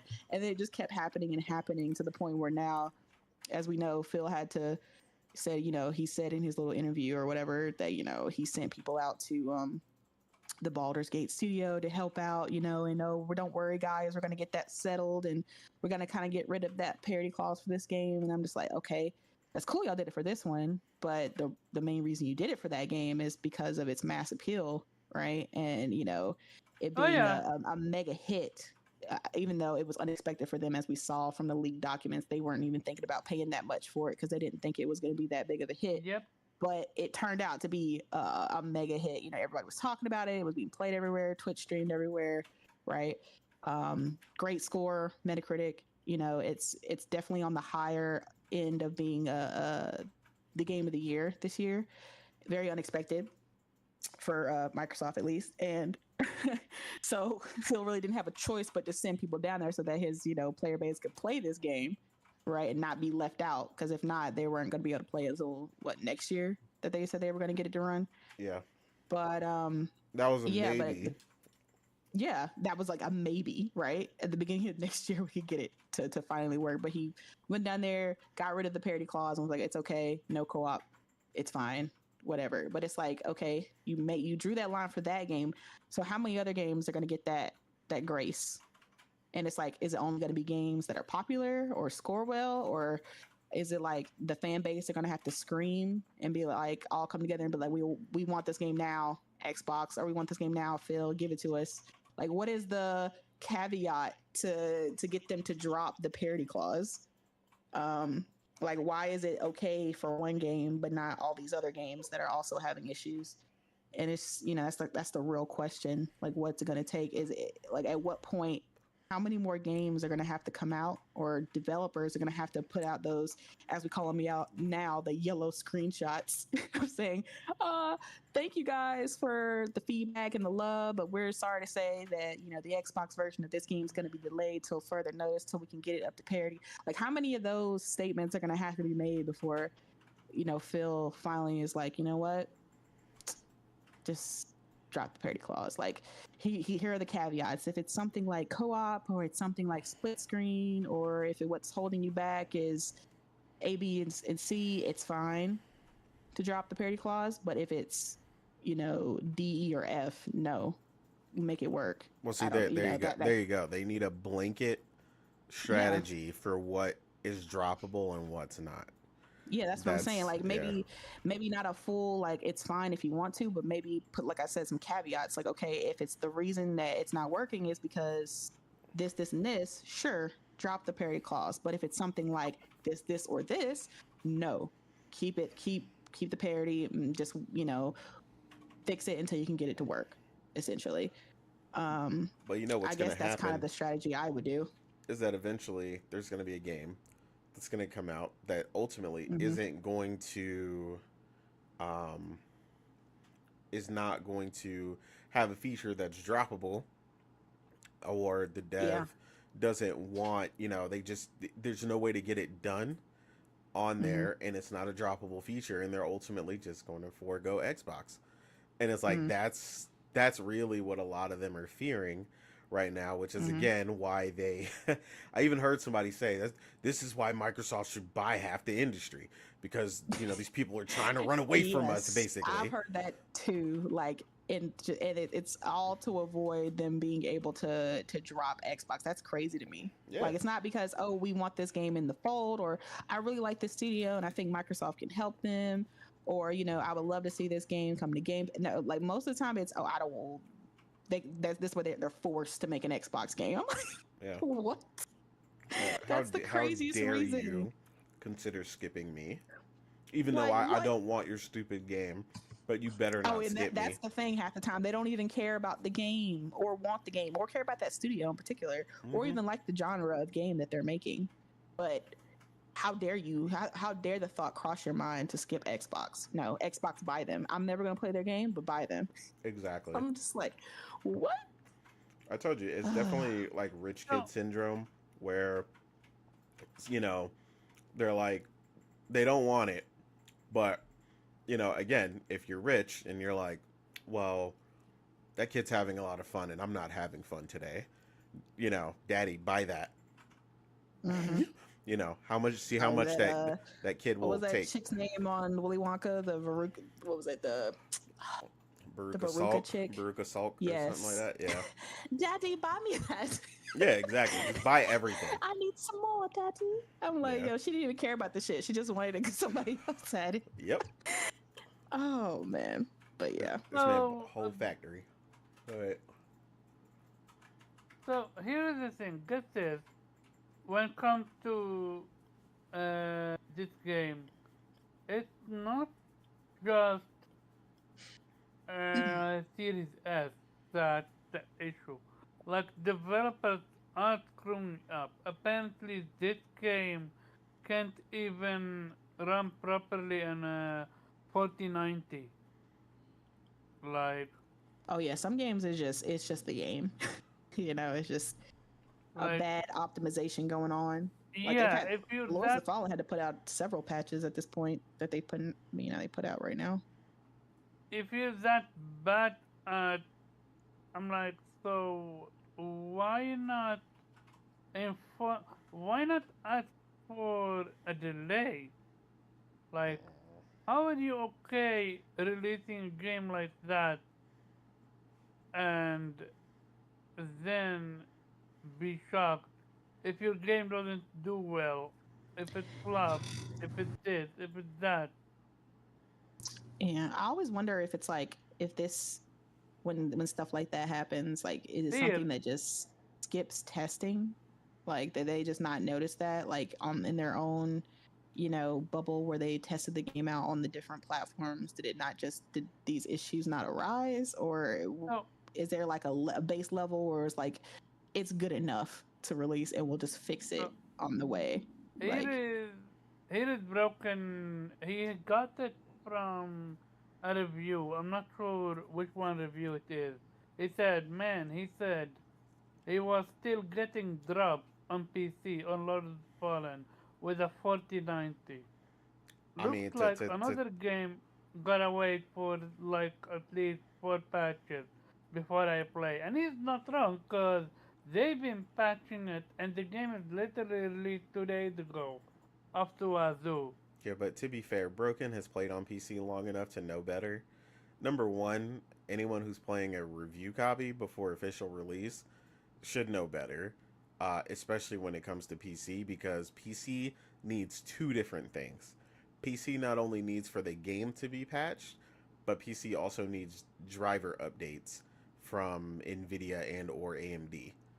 So, like, yeah, I get we're like, oh man, my PC's so powerful, it should run it over with a, like a tractor. But I mean, realistically, when these two things, and this is again why I keep telling people how how everything runs together, the symmetry in your system, you know, in tandem with the hardware, working in tandem with the firmware and the software, is all kind of paramount, right? Like you can have a game that's optimized well and still runs like shit if the driver update from Nvidia isn't out. So I mean that's a product of gaming on PC that you can potentially, you're potentially going to run into. So, I mean, yes, the game is having, optimization issues in other areas, but optimizing for PC and optimizing for console are two very, very different battles. This game, honestly, from what I've seen, just seems very, already very open, which again, we know the more open something is, and depending on the tricks you use to render what you're rendering, what's all being rendered at once, you're going to need more, more memory, this, that, and the third. And again, the Xbox in particular, the Series S specifically, is going to struggle more. The PlayStation 5, again, people try to discount it and try to laugh at the speed of the SSD and stuff like that. But between that and the Kraken tech is all part of the reason why a lot of these games typically, although they don't run perfect, they typically run better on average on the console, because the way that everything was built to work together, and that's how these developers are able to get higher performance out of the PlayStation 5 from day one, And even once everything is fully patched up, you're still most likely looking at a better experience overall on the PlayStation. So it's just a matter of that, you know what I mean? And then, like I said, you're running into other stuff. Like I said, something like Lords of the Fallen, again, which I kind of talked about before the game launched, was I was kind of laughing because uh, this is, the way that they rebranded Lords of the Fallen, to it kind of makes it sound like it's the first one, but it's not. And the last one didn't score very well at all for a number of reasons, including performance. So I thought it was kind of funny that a lot of people were willing to kind of pre-order and jump in head first into this one, considering the track record. But people were like, "Oh, it's developed by a completely new team. They're not going to make the same mistakes. This, that, and the third. It's going to be crazy." And it's like, and then it came out and it's running like shit, and then people are running into issues. So yeah, it's kind of funny to see the issues and stuff kind of pop up. To say I told you so. But again, people saw a Souls-like game, they went crazy, and here we are with another Souls-like game with poor performance. So it is what it is. Well, my point is like this doesn't help Xbox at all. No, it doesn't. It again reiterates the notion that quote unquote Xbox gamers don't buy games. Like, put yourself in an Xbox position. I know you have a PC and a PlayStation 5, but let's put it aside. What would you do if you was really excited about this game and you read the verbatim what they put out? Would you buy it and buy the game, or would you cancel your pre-order I mean, and I wait? would I would wait, but I also wouldn't have been a dumbass and pre-ordered it in the first place. Again, this is the problem with gamers in general, like pre-ordering stuff that is completely untested. Like this is again why we keep getting on people. Like, and people think it's a joke when we keep talking about the pedigree of a studio, what they're capable of, and what we know, they're typically going to launch at, right? Like no one's anticipating this kind of performance or issues with Spider-Man 2. No, man, Like, don't jinx it. no, but it's not. I mean, we already know that. We've heard. You're right. We weren't You're right. supposed to hear, but we heard. How phenomenal it is already. I ain't gonna lie. I've definitely seen some gameplay clips. It was just pure swinging. Like, Yeah. don't worry, it was like not story. It looked, whew, that shit was looking good. Like somebody posted like a 25-second clip of them playing, just swinging around, and I was like, oh, shit was glorious. But that's what Oh I'm my saying. god, it's That's what I'm so saying. good. You can have complete confidence in that, whether you've seen that or not, knowing that the team behind this is at such a high level and is completely focused on a single platform like the PlayStation 5, and it's going to deliver the experience you know and expect, if not better than what you're expecting. Like that's what I'm talking about. Like, so gamers also have to do better with, holding on a second. Like too many people get caught up in the hype. I actually asked a lot of people before this game came out what was driving them into this, and I'm like, look, man, at some point I'm gonna blame the gamers for being stupid. I'm sorry, because like the reality is they ran into it head first. They're like, oh, another Souls game. I like those games, and just that was enough for them to pre-order. And it's like, if that was enough for you to pre-order, then it's also enough for you to wait and have to play this game, and wait for the patches and so on and so forth, because these people just it's a lack of patience with a lot of these people. It's definitely gotten to a point now, like if I don't really know the studio like that, or if they have just like a Spotty wishy-washy kind of track record, that I will either wait for the review to tell me, and it's not based on like, oh, if the game's gonna be good. Like I'm looking to see how the performance is, and either that or hopefully it's a big enough game that Digital Foundry will tackle it and they'll let me know like, okay, it's running at a steady 60, no like barely any hiccups. It drops a couple frames here or there, but as for the most part, it's steady. Like that's what I'm looking for. Like exactly. I just need to know, does it run well? Yeah. No, but that's what I was saying. So, Priscilla, this is a fun one for you because you don't buy games at the same rate that any of us do, right? No. So, you are very careful in what you play, in your time is valuable, and so on and so forth, right? So, if a game is coming out that looks phenomenal, but it's from a team you have no idea what their capabilities are, they have no, they either have a spotty track record or none at all.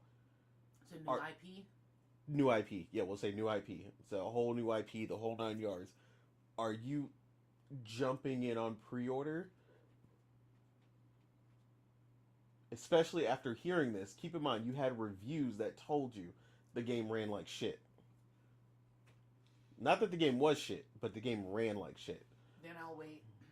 I wouldn't buy day one or play with day one. If it came from a reputative source that the game doesn't play, then I wouldn't waste my time because I would save myself frustration. Okay, so we agree that someone who knows that already, like they know the product and how bad it is. And they like Redfall? Yes, and then they still jump in, like someone still purchased $100 version of Redfall. Is that not at that point that person's fault? You accept it. That person accepts the way the game will end up being on day one, and if they complain about it, that's on them. Exactly. See, that's what I'm saying. Like that's where we're at right now with Lords of the Fallen. So yeah, I mean, honestly, the reviews came out beforehand. I would give people more leeway if there was no indicator for any of this nonsense. But literally, I watched one review, and that was the IGN review, which I know everybody else has seen if they looked up any reviews for this game. And the first thing he said was, as much as I like this game, the performance is so bad, I can't ignore it. I have to talk about it. And I'm like, all right. So if you didn't like the game, then you're gonna talk about the performance almost like double standard. No. He liked the game, but he was saying the performance is so bad he can't ignore it. Like he has to talk about it. Okay, I see. I misunderstand. Yeah. So it's the same thing with like you said, like Cyberpunk and stuff, right? Like I like the game and stuff, but I completely acknowledged the issues that the other hardware was having. You see what I'm saying? Like, I like the game, but in reality, even Morgan said earlier, she goes, I played Cyberpunk and it crashed on me like crazy. And then I loaded it back up because I liked it. Yeah, but not everyone's willing to do that. No, they're not. But I'm saying, what she's saying, she recognized, though, that it was still a good game. I'm saying you could still have a good game that performs, terribly. But, again, it's up to the individual and how they handle that. Because Morgan could have stopped playing and then refunded it as well. So, you all got to make your decisions. The people who play in Lord of the Fallen right now, that is too much work. I know. But the people who are playing Lords of the Fallen right now, they've made their decision. So I don't even want to hear it from them people. But shout out to my people playing on PS5. Me, they did hide a lot of the issues. Yeah. I feel like Cyberpunk would have, it would have been a lot different if they told the truth. But they decided to hide the problems and then not tell people that, oh, this was only on PC, and then not allow people to show their own footage. Yeah. I mean, to be fair, I should have saw the signs, but I was just too caught up in the hype. No, I was just like, man, I was listening to Mike Pondsmith, and what you have to understand is that it's an unbelievable world in a dystopian future, and the way, like, trust me, I was enthralled. I was like, oh my god, this is wonderful. Absolutely, yes, all of that. I want all of that. Like, so yeah, I get it.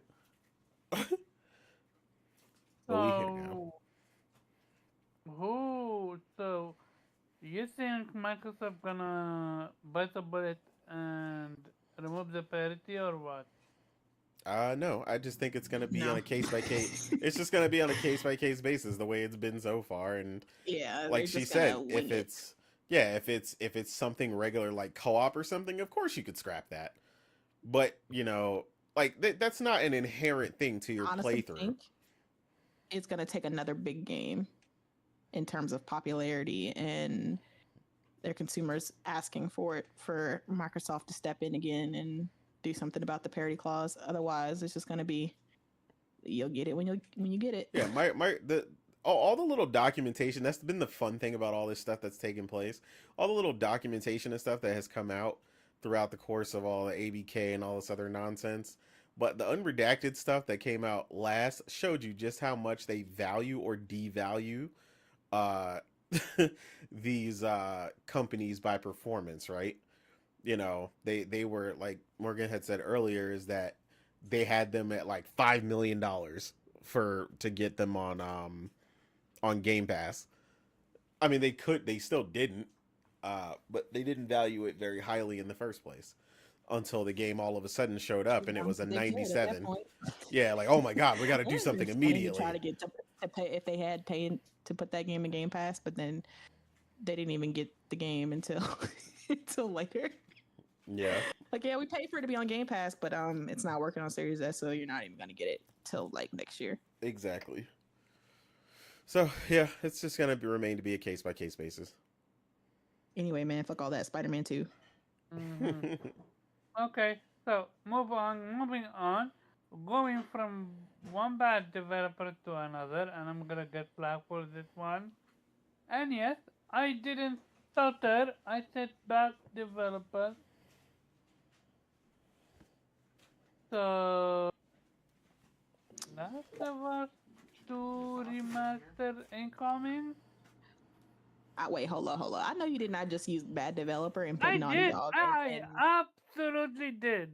oh What you no, gonna do?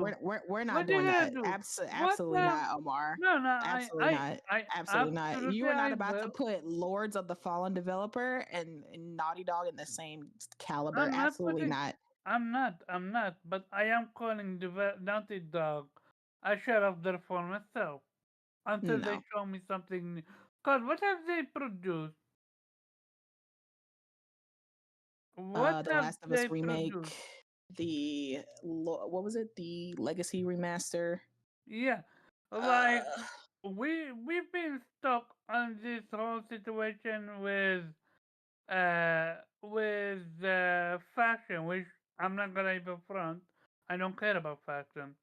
However, what I do care about is when they come out and say the rumor now is that they're working on Last of Us remaster. Sorry, I need to choose my words very carefully. I'm like, why? What's the reason to remaster the game for again, PlayStation 5? again, What? To add 60 FPS? rumor, not confirmed. Rumor. Yeah, just how Last of Us 1 remake was a rumor. Like, are we gonna wait on it to be confirmed? Yeah, that's what you do with information. Yeah. Okay, so let's just say it is confirmed for the sake of Oh argument's my sake. god. I said for the sake of Yeah, argument's because you sake. want to argue. That's why you want to say that. No, I wanna question like what happened to Naughty Dog. What do you mean? They're still Naughty Dog. So you don't see this as an issue? What are you pointing out exactly? Like you're not telling me what you find an issue. What do you Okay, find an so issue, I Omar? find an issue with okay, let's say the rumor that the master for Last of Us 2 is real.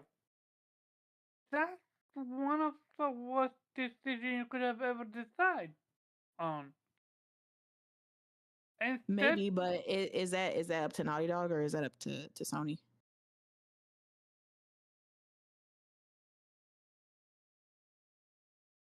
oh You took a second to answer that. no, All right. I was confused with the question because they like one Sony been in the dugout when it comes to their output. Where I'm like, okay, do you think cook, but let us give us update what you're doing. I have no issue if you're canceling stuff. Just be upfront about it.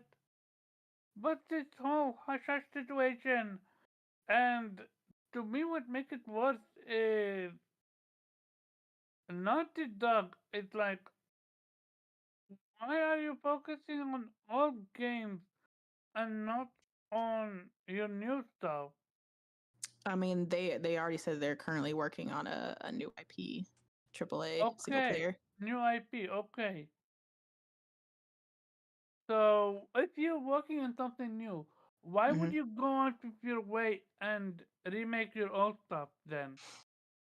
I mean, to be fair, it probably is not going to take much time to remaster The Last of Us 2. But don't you want to focus to put all your time and energy on the new IP you're working on, or whatever that faction is? Yeah, I mean, we don't really know what's going on with factions, so it's like I don't even know what to say about factions at this point. It's Uh, just also, kind of up in the air. we don't know who's remastering it. Like we don't know that. Yeah, what if it's not even Naughty Dog Yeah, remastering it it? might just be an outsourced project. Yeah, then So what, Omar? yeah, so I get what you're saying, but typically it's not going to be them doing it, Then I would even say, why remaster something when you have other games that you're not touching, like Infamous? bro. Like, Okay, okay, we're gonna have this conversation one last time. It's not coming back. No, no, and Jack and Daxter We're is gonna keep definitely ringing that bell of yeah. Jack and Daxter infamous is Jack and Dexter, Sly I Cooper. yeah. Let it didn't see what go, that is. Omar. Let it go. None of them games is I'm coming not You're back. gonna let it done. Hold on, go. wait. You're You're done. not the only one. Shout out to the Activision people in the recent purchase. Spyro, Oh, Spyro, Spyro. yeah, Spyro's not coming back, and if it does, it's not gonna be the game you remember from your childhood, and That you're gonna shit ain't selling. yeah, it's not That's gonna y'all. sell. Yeah, they asking for it, but they don't. They're not actually gonna play They're that not shit. gonna Y'all play it. stop it. Yeah, like no, there's a reason Spyro died after that last trilogy they released. Mm-hmm. Y'all So need to much let it for go. Omar keeping it real, right? Mm-hmm. Denied, Omar. Denied. Okay, and I get it, but what you want from Naughty Dog. But the question is, would you prefer a Microsoft method where they showed everything, but then you didn't get it for like 5 years, or what do you want them? Do you want them to wait for they had Of till they have something course. substantial? Like, what the heck? What do you Are mean? Of we? course, Wait, you yeah, were dogging what of course? Microsoft for No, that. no, You no, were no, no. so upset. Listen, Why do listen. they keep showing No, those games and we but, ain't got no update? wait a second, though. Didn't PlayStation used to do that as well? Not 5 years. No, Not 5 years. no, Yeah, they never showed that not far at out. all. No, they did. But to be fair, I'm being petty right now. They did Oh, it I know. way worse with uh, what you call it, With what um, game? You're talking about the one uh, game that was in development. Hell, that was an issue with yes. the game. That wasn't them doing it on Wow, purpose. you gonna really put I one I game and be literally like, oh, they said, did it with this I one? literally said, I'm being petty, but real talk, They talking about the they Guardian do game. announce, yeah, Guardian, um, I forgot what the name of the Yeah, game, I don't The remember the Last full name. Guardian, Yeah, the and I Last love that Guardian. game. But Yeah, yeah, that's no, right. Yeah. real talk. They do have the tendency to show a game and then release it for 3 years, 4, 5 years. Like that's a normal time frame. No, but PlayStation always PlayStation showed doesn't you. usually do that though. Yeah, but PlayStation always showed you things that were 1, 2, and 3. So while you're leading up to that game, you're getting release on release on release on release. Mhm. As opposed to Microsoft, which showed us Perfect Dark, probably from what I remember, probably 2017 at this point, and it's about to be 2024. We still haven't seen Perfect Dark. Reminds me of factions. Yeah, we haven't I seen get you Perfect on Dark that. at all. I get you on that, and but to to me, it it's more of what PlayStation is focusing on versus what they should be focusing on. Okay, so Like, what? No, what we think. You're basing on what we know. So you're basing on the fact that you've seen the live service games, and you're mad because you haven't seen the other stuff. But we're not saying Yeah. we can't say that they're not doing that because obviously we know the live service games are not coming from any of those devs that we're talking about. So obviously So none of them are making those games. Go ahead, we. So Do we Omar, know who is are making you them? saying, Omar, are you saying they should be focusing on telling us what they're working on instead of working on the things they're working on? No, I'm telling. So no. First, what I was meant, what I was talking about is they're focusing on remakes instead of new IPs. What I mean by that is like Last of Us One got a remake because of Mhm. the TV show. Okay, fair.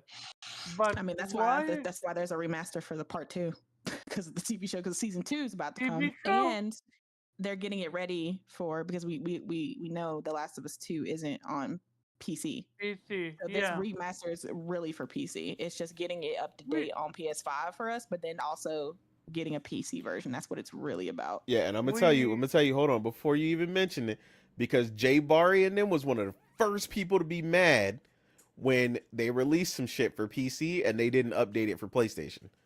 So I don't even want to hear it from Yeah, them because they were complaining that's what about it's that. about. Really, they're gonna update it for PS5, right? Because they don't because people are gonna feel some type of way if they release this PC version. You too, Omar, because you like that too. Like why? Because I think it was some game that they So released. And you were yeah, like, why did they get all these yeah, features, they got all but the it's not on features, the but we PS5? don't get it exactly. Because y'all would get mad if they put The Last of Us Part Two on PC with a bunch of features that aren't on PS5. Like y'all will be the first ones upset. So they're remastering it for PS5, but it's really about the PC so release. the solution is to remaster it and selling it for 60 or 70 Again, instead I don't know where you're giving. getting 60 or 70 from because all the remasters that PlayStation have released thus far have all been like 20 or under. The Well, Ghost of Tsushima up was like what 10, 15. I can't remember. The Uncharted Legacy, if you already owned it, was like 10. So it's like all of their remasters and stuff have been, it's the remake that was the full cost because obviously they built it from the ground up. But the remasters have not been full price. So like don't go with that Xbox argument of it's gonna be 60 or 70 because it's not gonna be. we will see. I'm waiting on them to see how it is, what's gonna be. We're gonna revisit this conversation when there is a confirmation what it is and what Oh it's no, gonna no, cost. Mr. Hypothetical. No, we're not gonna leave the conversation. So Nah. if we have to, we absolutely will. Oh Because I my have no god. issue. If I'm taking an L, I'm taking an L. If you guys taking an L, then you guys taking an L. Because real talk, I have been so unimpressed with Naughty Dog to the point it's not even funny anymore. Like, I don't even recognize them who they used to be. See, that's because you didn't play part one, so you wouldn't be impressed. Mm-hmm. Well, I See, already if you beat played The far Last from of Us what, Part One, the remake, you would have been like, "Oh my god, six Naughty time or Dog." something like that. I have more games to play than to play plus one. Uh huh. If Okay. they added new stuff in it, I would have played it. Other than that, apparently, not apparently, uh, Horizon 2 is going to PC and it's gonna be under one disc. No, sorry, two Complete discs. edition or whatever. Yeah, complete edition, two discs. Uh, I'm curious if they're gonna add something new to it. No, it's If just all of it not, in. It's just all of it then together. and also I have a question. Do we guys know how long it took for them to for it to go to PC? 2 years or less? It's been 2 years because it came out in February of 2022, and it's coming out to PC what in February, I think. In February Yeah, so 2024. I so see. two I years. got you. Okay. The next topic is going to be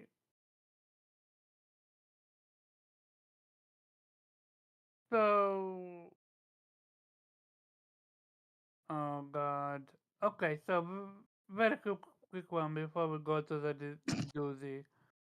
Oh man, EA apparently is rumored to be in discussion to be acquired by none other than Mickey Mouse himself. not Mickey Mouse. Oh man. Mickey Mouse. So Oh, big news all though! Mickey of, Mickey Mouse and Minnie Mouse got a divorce officially. yeah, so all of them are now against this idea. And these are the same people that were rooting for the Activision Blizzard deal. So Oh, what that's different. happened? That's different. That's not Microsoft. So that's different. Okay, I see. Mm-hmm. You know, all the concerns that we had about the acquisition seem to now be at the forefront of, with the idea of EA or Disney buying EA. It's kind of funny, to be honest. I low key want Disney to do it. just to see the reaction. I mean, listen, Microsoft opened up the floodgates for these type of big publisher being bought by these conglomerates. So I mean, I honestly don't want to hear it. I don't want to hear any complaints. It is what it is. You know, more companies. Apple it's also apparently interested. There's a lot of companies interested right now. So Wait, it'll be Apple? Who is Apple yeah. interested in? I think they were also, it was like Apple, like there was a list of companies interested potentially in buying EA. So it's not, yeah, it wasn't just Disney, but Disney also said that, or Bob Iger, whatever the hell the CEO's name said, he was like, apparently he's not really that interested in getting it. He's like, we'll see. Like he doesn't really seem that interested in getting EA. But at the end of the day, the money talks. So if they run the And numbers and they see Bucket that Work. it's, you know, What about profitable, PlayStation? Are they interested? God, I hope not. I mean, after losing ABK, I mean, it would be a smart move. yeah, but Cause the thing about EA though is they have a bunch of licensed yeah, IPs, but so it they wouldn't still really own anything. print. It does still print money. Yeah, yeah. I mean, And most of it. I mean, it still be multiplat. So I mean, at the end of the day, it doesn't really do anything for us. but Um, yeah, I know, I understand you on that front. But at the end of the day, they lost their big cash I grab, mean, cash they're cow. still going to be getting money from Call of Duty. Like they're still going to be getting maybe I don't know if it's still going to be the 30% that they were getting because you know Microsoft might renegotiate that. But as of right now, for like the next probably 10 years, I guess with the contract or whatever they sign, they're still going to be getting their 30%. So they got time to, I guess, try to find another source of income before it possibly gets reduced. So yeah, it's all up to Sony and Microsoft on the negotiation table of whether or not that 30% is going to stay 30% or if it's going to go down or up. So you say let the world burn, and you Listen, are okay with EA being absolutely, quiet? absolutely. Well, one, I don't give a shit about EA, so I say, you know, do Hmm. whatever the hell they want with EA. Okay. Weeb, what's your thought on Evil Mouth move Evil. move set? I mean that's already their name, so that doesn't change anything. So it's a Oh match man. made in heaven, I suppose. Hmm. To be clear, by the way, it's not a rumor they're buying it. There's a rumor that people are putting pressure on Bob Iger to buy a publisher like EA. Just to Mm-hmm. be clear, because we're Thank keeping you this for the real here, right? correction. But It does. Oh my bad. Go ahead, William. Sorry. Go ahead. no, go ahead. It made me wonder though. Let's say they hypothetically they did buy EA, right? It made me wonder: would they still have out?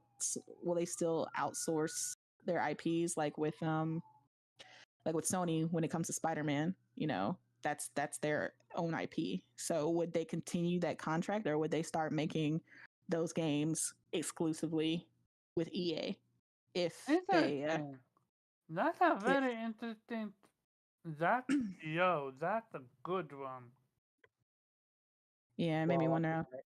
I don't, let's say the thing is though that it also depends on let's say ongoing contracts, of course, because I can imagine that Right, they right, right, might have something like, okay, yeah, you can make 3 Spider-Mans or whatever, right? right. Um, but and also depends on how they like they've seen Spider-Man being created by Activision before, and that didn't do it. Yeah. Yeah. So now it's massive. Like even if they're letting EA do it, they're not gonna make it something like Insomniac is doing. Oh yeah, definitely not. Definitely not. At least if they're smart, they're gonna leave what works, with whoever's working on it right now. Right. But they could maybe, let's say, now they're outsourcing, like they're letting Ubisoft do, well, the Star Wars. Hmm. Avatar is also owned by Disney because they own Fox. So, Right.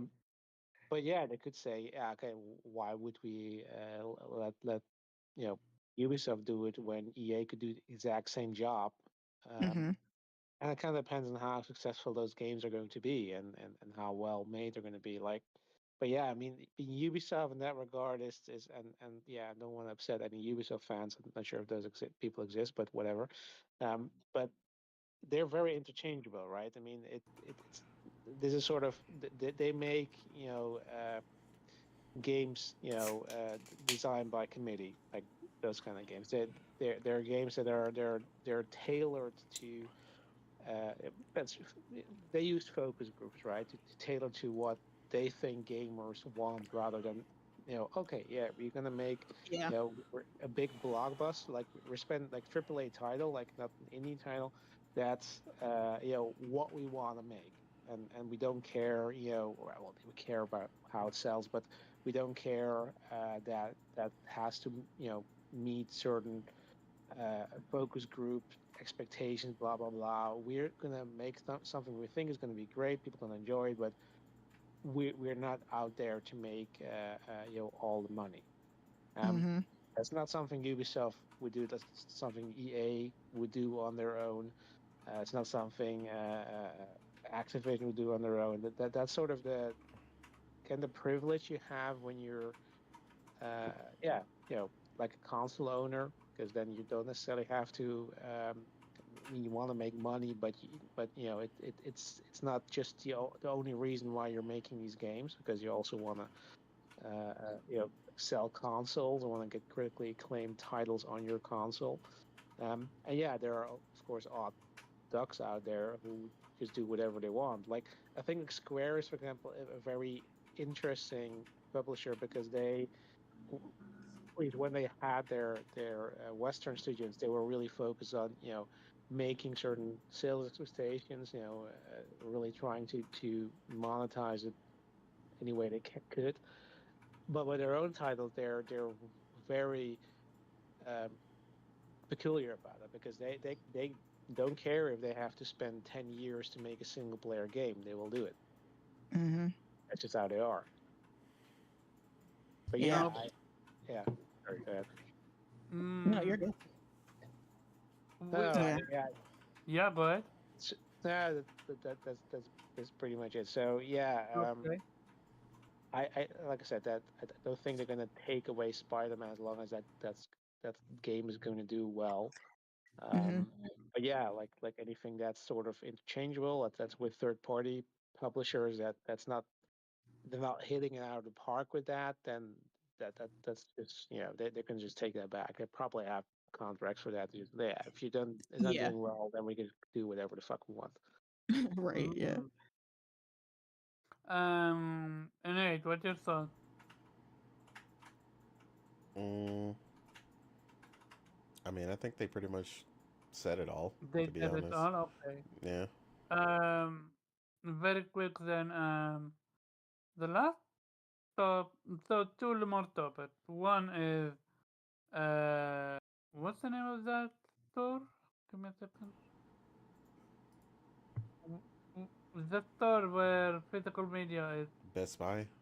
Oh, Best Buy. Best Yeah. Buy, yeah. Best Buy is apparently stopping with physical media, and that's going in 2024. Well, Yeah, they they said Uh, confirmed they're still doing games, but as far as 4K movies or just movies and TV shows, that's that's the physical media they're stopping. They're still gonna sell games, thank God, but it still Okay, so sucks. games are still there, but I wouldn't be, I would not be surprised if they phase them out as well. I mean, honestly, that's Don't kind say of that. crazy though, because like true 4K movies and stuff, like that's not really something you can go completely digital with, because I mean, like they're massive. They're like 20 Hmm. plus gigs. Like there's a reason, they're disc based like that. So it's like that kind of stuff, like you really need to be on something like a disc, if you want those things. Um like imagine a single movie on your hard drive or your SSD taking up 25 to 30 gigs because it's 4K HDR with Dolby Vision. Like, no, like nobody wants that. So that's why, Hmm. the movies that we want in that type of quality, we go for the physical media. So I think it's almost more important there than anything, because games, regardless, physically still take up, they're still expected to take up, whatever the gigs or space is, even whether you get it physical or you download it. So in this case, I think I honestly think they're kind of missing the spot there. But I know Best Buy has constantly been in like an optimization phase. Um, they've been revamping and kind of changing things over time. They've been improving their PC gaming space a ton, uh, which has honestly been working in their favor based on when I've been to the store and stuff like that. Um, but yeah, I mean, I don't think they would be down that bad. But also the problem, I guess, in their case, what they're running into is, I mean, personally, I typically only buy like 4K Blu-rays every now and then. Number one, just because physical space is a premium. But there's only so many movies and stuff that I want at that level of quality, and then I typically buy them during like Black Friday or something, or other large sales. Largely because they're just too expensive. So like, 34.99 or something for a movie is crazy to me. Um so yeah, I think they're running into that where they're just not selling them year round enough, and that's where they're basing their decision. I still kind of feel like it's a mistake, but if they're willing to drop it, I mean, that's just going to be more capitalization for places like Amazon to just run over the market. I mean, you still have places like Walmart, Target, so on and so forth. All these other places that we have that sell physical media, so it's not going away. But Best Buy is a really specialized store, as it when it comes to electronics and things like that. Like if anybody was going to be the last to phase that out, you would think it would be them, because that's kind of one of their main things. When you're selling 4K, LED mini and OLED TVs and stuff, you would think you would want someone to be like, oh man, let me get that banging movie that I really liked to go with my new TV, which people Hmm. often do, So it's like, I don't know. I kind of feel like they're just missing I the bought my 4K opportunity. Into the Spider Verse over there, and I'm gonna get Across the Spider Verse 4K too. I'm just like, yo, Yep. that shit's crazy to me. I'm like, damn, not the 4K, but like, I'm trying to figure out where else. I mean, I guess Amazon, but still, like, Yeah, they always have like the best steelbooks at they Best did. Buy too. It's just, They did. And they're ugh. largely the places where, number one, like you said, the steelbook, but also like even the other stuff, they had it that nowhere else had it. So like, for like you said, Across the Spider Verse, that was the only place where you could get the pre-ordered steelbook. Yeah, Yeah, that so steelbook. Like Amazon didn't have it. Nobody had it. Just there. Like at least for the US, that's where you could get it. I'm just like, yo, what? yeah, so I'm kind of wondering where that stuff's gonna fall, because obviously they're not gonna stop making that stuff. But if Best Buy's not doing it at all, then I don't know. It kind of just leaves like a void, Yeah, somebody else pick it up. Yeah, so hopefully someone else at least picks it up, because then it's kind of like, again, I don't even know if you know the name of all these places, Omar or whatever, but Radio Shack was another thing that we were having a conversation about the other day. How it was like they were like the smaller electronics store that sold really specific things, but they kind of got murdered out eventually by like online retailers, because again, a place like Best Buy or something, uh, is expensive. So like an HDMI cable, you can get one online for like $8.99, but the HDMI cables they all sell at something like Best Buy would probably be like 22.99 or something, It's like, well, like I'm not paying that much for the convenience to have it today, so yeah, there's a lot of nuance to it. It still seems like a weird decision. It seems like they're rushing it. I wouldn't be surprised if they bring it back because we've had companies do that where they like, oh, we're gonna get rid of it, and then we're like, all right, we're bringing it back. So yeah, we'll see what happens. Gotcha. We I mean, Best Buy is not exactly something I buy my games at, considering they don't have any. Right. So yeah, but sorry, I get to say the general gist of it. The thing though is, I don't know how it is with you, but here is like, I rarely would buy a game with a large retailer because they generally just basically charge you the full retail price as a retailer. While if you buy it, I wouldn't call them mom and pop shop, but if you buy that at one of these online shops, they generally have it much cheaper here. So and physically, so for me, that's generally the way to go. So and the thing is like maybe retail in general, like we just recently had one major retailer went bankrupt here. Uh, might be also the way retailers will go, right? That's something in the future we might just order everything online. So it's not really um, not sure if that's really related to that, but generally like it might also be that their days are numbered as well. Um, but yeah, I mean, as somebody who's very much an advocate of physical games, not just for collector's value, but also especially if you're playing on PlayStation, you know that your games will always work. Out of the box. You don't have to download a patch. You don't have to check in online. If the servers go down, if PlayStation goes bankrupt, as long as you have your console and as long as you have your physical copy, those games you can install them and play them as many times as you want. You're not dependent on any service.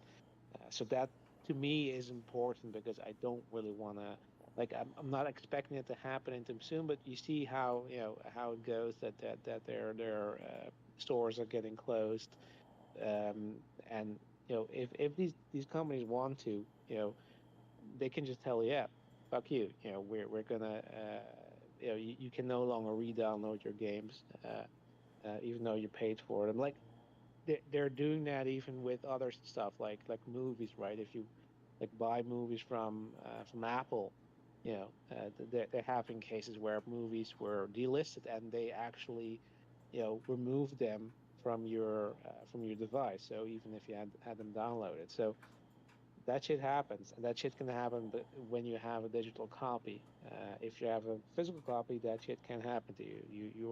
You are safe, and the only exception to that is, of course, Microsoft, because they basically sell you a digital code, even if there's a disk in the box, because you can't really play that game without a check-in, without downloading a patch, etc. So yeah, that's sort of that's one of the reasons why I probably will never uh, get an Xbox as a main platform. Like I might be tempted to buy one if there are exclusives on that, but again, it's not going to happen because there will always be on PC.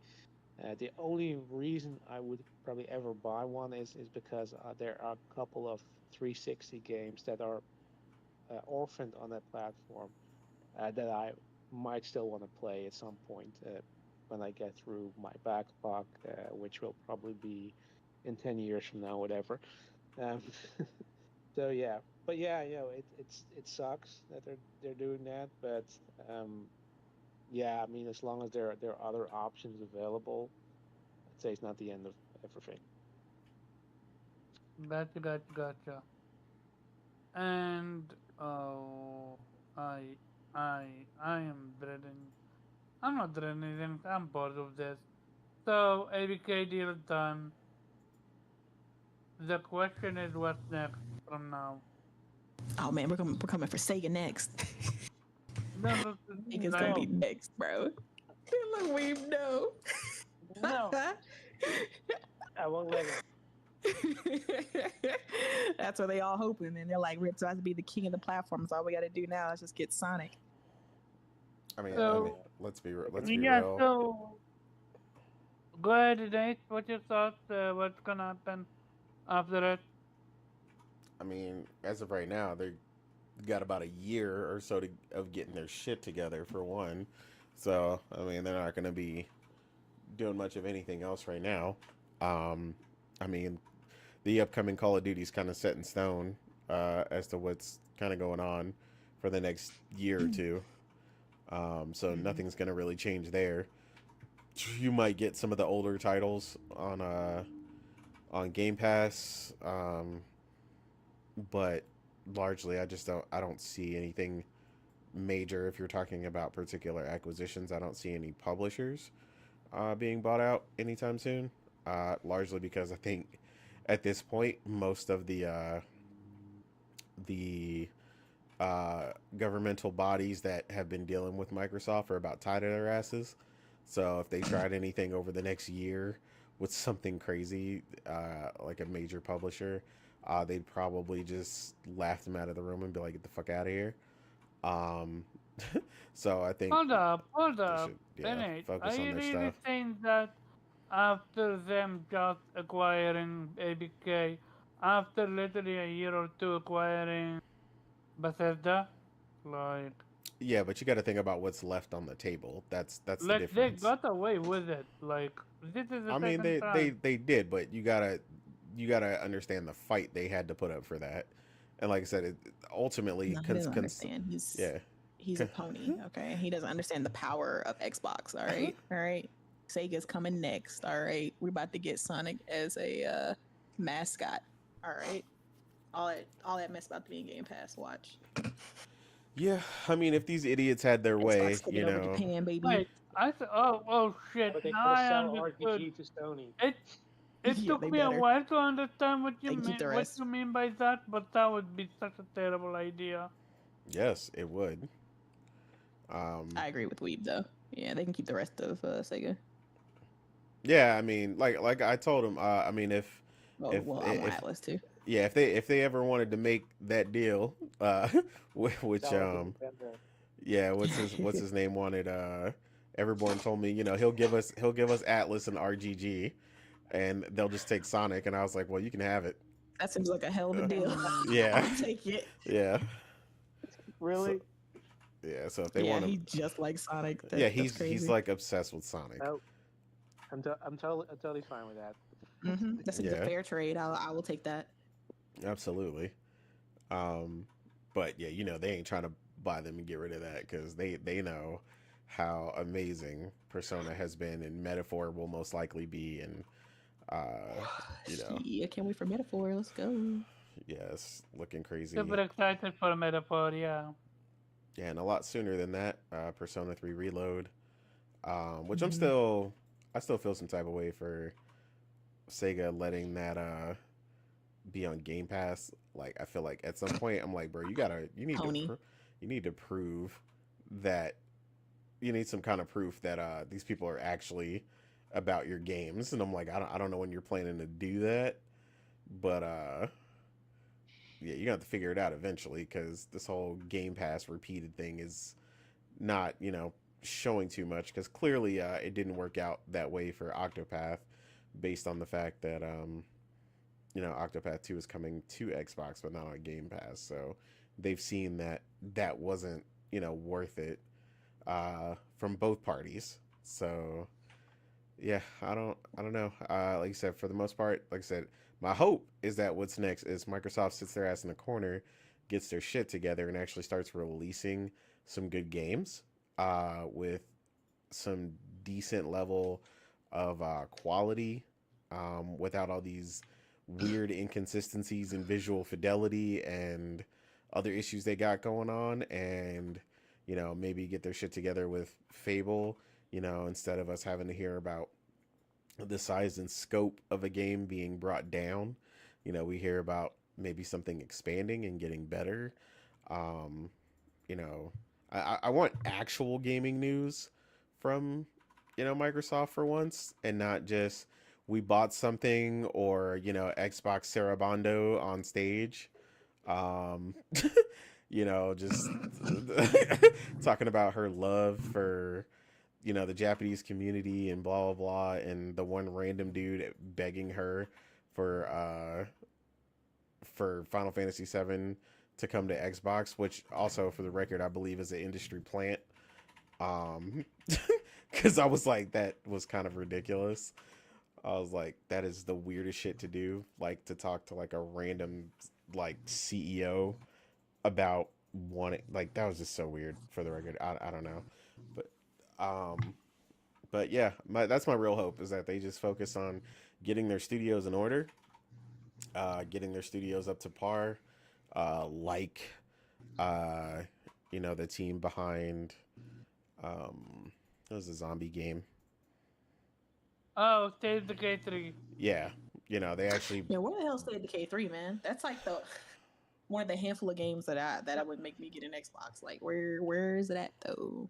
I Like, we mean, haven't heard from it since they talked about it in like 2020 or whatever. Like, nothing the last thing I from heard those niggas. was the report from, I think, either Jason Schreier, who was stating, Oh yeah, about the that, studio. yeah, about the studio Yeah. stressing out and flipping out about not being Yeah, like mental health breakdowns or something. yeah. I think they should rename it to State of Delay.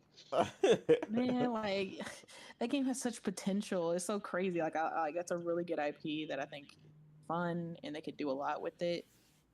I don't know, man. Like, I don't think we see that thing until like 2025 at this point. Yep. Whatever. You're the optimist. So, Oh man. anyone else have anything else to say about this whole deal? Because I know Morgan is asleep right now from this Damn. topic. But He meant the ABK thing. Oh Yeah. yeah, you're right. I am. Right? Like, I knew that. But real talk. What do you see PlayStation do now after this?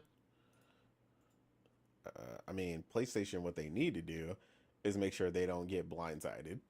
That's what if they're not going to acquire anybody else, they need to, at the very least, make sure they don't get blindsided, because they cannot afford another ZeniMax situation with any other remaining publishers.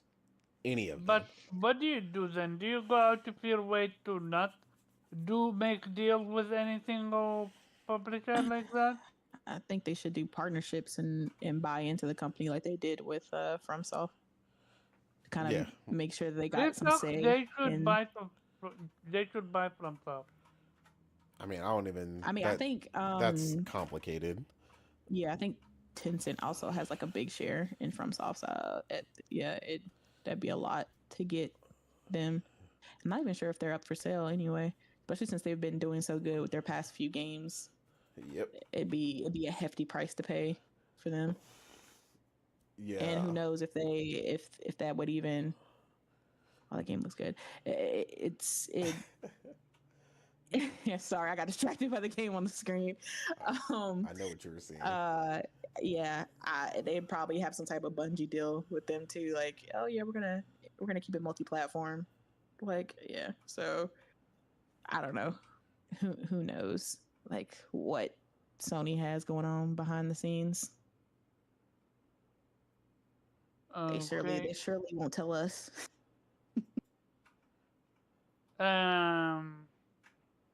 As for me, look, I'm curious to see who PlayStation is gonna buy and how the industry is gonna react to that. They're gonna buy some obscure third party small ass studio again. That's what they've been doing. Yeah. Real talk, that's what it's gonna be.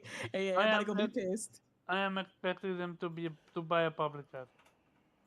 They about to buy some little ass studio we They ain't never heard of to they make another live service game. they absolutely can't afford buying a non-important website. Listen, What you Sony call it? Sony been acting like they sitting on a high right now. Like they just don't care. Like they're Yeah. just like, it's fine, you know, I would it's have fine. agreed with you. It's fine, if not Oh no. for No, she's I'm not not saying saying it's it's fine. She fine. said I'm they're acting that saying way. Sony's over here sitting on a high over here like, oh, it's fine. It's don't worry about it. It's fine. I think even they know it's not fine. We hope they do. I would hope so. Like I'm not going to get ahead of myself and assume like Xbox dudes do, because that's what led them to the Xbox One generation. So I'm just going to say right now, I hope they're paying attention. Yeah, I just feel like of course I don't know, but I just think Sony's strategy is to just kind of secure as many third-party exclusives as they can. I feel like that's what they're trying to do, and that's how they're going about competing with Microsoft, because obviously they don't have their wallet to be able to buy anything they point at. Obviously, you know, they have a working with a whole different budget over here, but I think their way to do it is just to secure third party, like with Square Enix and Final Fantasy, or you know, the China Hero projects that they've been funding, or you know, you got what's it called, this Stella Blade, you know, stuff like that. I feel like that's Sony's strategy going forward, because you know they have to come at it from a different way than Microsoft, because they can't play the same game Microsoft is playing. I mean, it's not to say they're broke. Obviously, they're not, but they're working with, you know, two different funds, so they just have to adjust their strategy to make it work for them. And hopefully, like I said, I'm sure they are paying attention, because obviously that's you know, their job, that they have all these people in the boardroom to pay attention to this type of stuff. But hopefully they implement the right plans moving forward, and you know, don't get left in the dirt as Microsoft decides to gobble up all these studios left and right. I mean, okay. I forgot that it was even a thing because vacation. Jim Ryan is out. He's quote unquote retired. Too bad you gotta put it in quotes like that. I said quote unquote Why you have to say it like that, Omar? Retired? because Sir? because people genuinely believe that he is out because he couldn't prevent a betrayal. Bro, those people Listen, are there was idiots. nothing that he could have done. Like, wait, yeah, they want this man to assassinate somebody. Like, listen, we need you on that rooftop, bro. You gonna have to take this person out. Hold up. I didn't say I wanted. I I didn't say you didn't. did. I'm saying I don't understand what those people are coming from, because it's like, Hey. what did they want this man to do? Like, he was at all the meetings, all right, with his little clipboard ready to go. Yeah, like they're just trying to get this shit to stop, bro. He said all he could say, and at the end of the day, it just didn't work. Yeah, I mean, I think he did what he was supposed to do in that regard. There's really not much else he could have done that they didn't do to try and get that deal pushed back. I mean, there was even pushback from Google and a bunch of other companies, and ultimately, like I said, you know, you grease the right palms, put money in the right places, say the right, you know, lies in court, and you know, you slide through. And I mean, that's ultimately what happened. But to reiterate on what you were saying with like what PlayStation needs to do, one of the things they need to do, and this is where they need to become a lot more active in their movement, and become way more nimble, because like I said earlier, they can't be blindsided again, but it's not just on that level, but like something like this is a good example. This is why I paused this screen on what was showing, which was Sea of Stars, right? Now, Amazing game. yeah, great game. Yeah. And Xbox almost missed it, right? And after Wait, 5 minutes, really? How? yeah, it wasn't going to be on Xbox originally. It wasn't going to launch, at least on Xbox. So like like literally 2 minutes of bitching on social media, and like 2 weeks later, and it was not only launching on Xbox, but it was on Game Pass. Like that sort of responsiveness is what PlayStation needs to be moving like, both externally and internally. Like because that's the type of Microsoft you're currently battling against. Um, Mhm. like I said, you no longer have your default exclusives with Yakuza, Metaphor, so you're not getting those games anymore by default. So gradually, your third party exclusive windows are shrinking. So things that you used to get are no longer. And honestly, I wouldn't be surprised. They're already obviously trying to get buddy buddy with Square. Like I said, I don't think that's going to go too far, but it'll go enough where, this Final Fantasy remake might be the last major exclusive you see from them for that. Um, and then really all you've got left on the table at that point, as far as third party exclusives, is Falcom. And you think they won't come for that eventually? I mean, the only difference might be, Falcom's situation is very different because they're a much smaller studio, and they take like a year and a half to localize stuff. So that may just be an issue of manpower, and they're just not gonna I change. mean, if But if if Microsoft put that money in Falcom, would that not, well, I think the problem is that the talent, right? You can't just it's not just money. You got to have somebody to do the work, and like anybody off the street can't just do the work. So that's kind of the problem for Falcom right now. Is like they do some great stuff, but there's a reason why, their games are always a little behind graphically and stuff like that, and then it takes them so long to localize. Um, so I think that's just another issue. I don't think the amount of money they would need to put in to make that push and to make them develop for Xbox as well would be something particularly Xbox would want. But honestly, it's like the last piece on the chessboard at this point. Xbox has essentially closed almost all third-party windows by either purchasing all other publishers or guaranteeing that they also at least get the game. So Falcom's really the last bastion of that currently.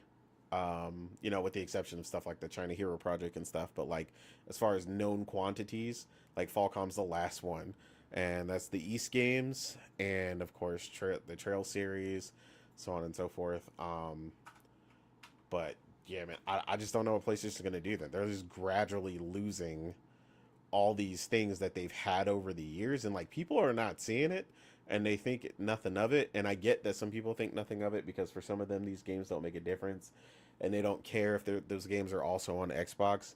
But it's not whether or not people care. It's like this is putting PlayStation in a precarious position, because then they're ultimately entirely going to be dependent on their first party, and we've seen their first party output this year is not all that great.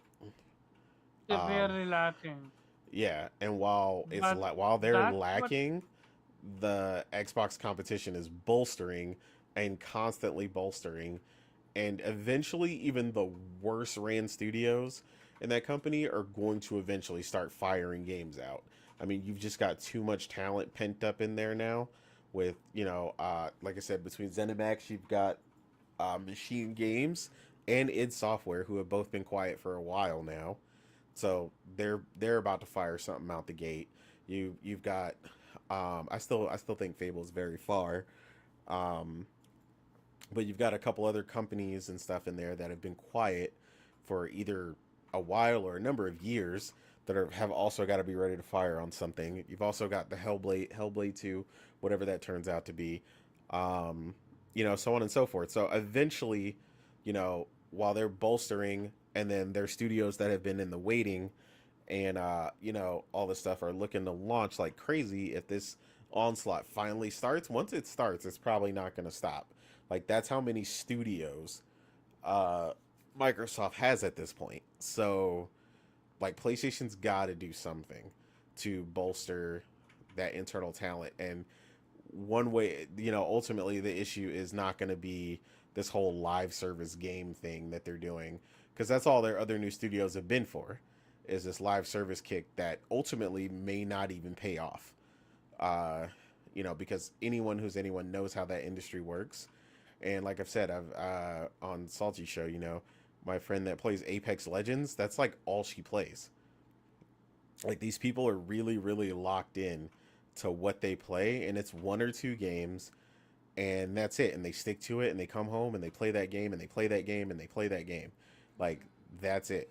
Like I said, Apex Legends, Fortnite, maybe one other game sometimes. Like other stuff might get them out of their shell for a second, but like what they want is this person who plays religiously with their friends daily, recurring revenue. They're investing in the game.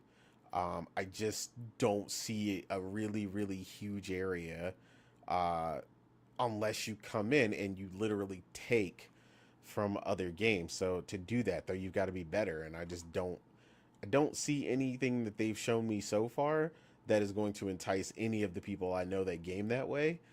Uh, so I just don't know what they're going to do going forward. And Bungie coming out with this marathon game, whatever that turns out to be, is again coming away from their Destiny crowd. So, and it's like, how much support is that going to take and require, as opposed to you working on Destiny 3, maintaining your Destiny 2, content pipeline. Like, it's a lot, man. PlayStation is just, I don't know, man. It looks like the walls are closing in, and I'm not sure they know that. Right now, right now, I everything looks fine, right? The problem is we're not talking about right now. This is the problem with people, and hold up. gamers in general are very short-sighted. What? I have a question for you. Do you really think right now is it looking fine? Cause if No, no, no, no, no, no, no, anything, no, no, it no. That's not what I mean. I mean right now, without any foresight, is what I mean. Like you're just looking, hey, what's on the market, what's popping, what's yeah going on no right now. this That like this it's looking year fine for alone, PlayStation. but this year alone But showed you. have you ever had a moment where you didn't have 15 games to play, or that you wanted to play on PlayStation this year? No, but that that multiplies though. No, no, no. I agree, but I'm saying that's why I said it's fine, because on top of that, they had Final Fantasy 16. You're going to have Spider-Man dropping as well. I'm sure there was one or two other exclusives or something I'm missing throughout the year. So like I said, for now, it's fine. But the problem is right after Spider-Man launches, outside of whatever Helldivers is second, or I'm pretty sure it's second party, like what's next? You know, while we don't know exactly the answer for that for Xbox, we know they've got a they've got a pipeline like a machine gun right now. And the only question with them is that they're unproven, so we don't really know. And if their position was reversed and PlayStation had those same things in the pipeline, you would know, like, look, next year, like they're going full stride and they're about to break every record you ever heard of. That's how much potential ammo Xbox has, while PlayStation, we don't know what they're doing. And largely they're a large part of their fan base, Priscilla mentioned it earlier, are frustrated with the fact of one of their premier developers not delivering, for whatever reason, whatever issue they let Bungie run people over with, for factions, that all this big promise of ambition, and you'll hear more later this year, and all this nonsense. Regardless, we've seen nothing, and that this is about to be a major problem. People keep trying to joke on Twitter like it's funny, and stuff like, oh, since when does PlayStation need to show a roadmap and this and that? And it's like, well, maybe you haven't paid attention, but PlayStation has always had a roadmap. So I don't know where this joke is coming from, that PlayStation doesn't need I one or never had I one. don't know I don't know what it is, but it it I don't know.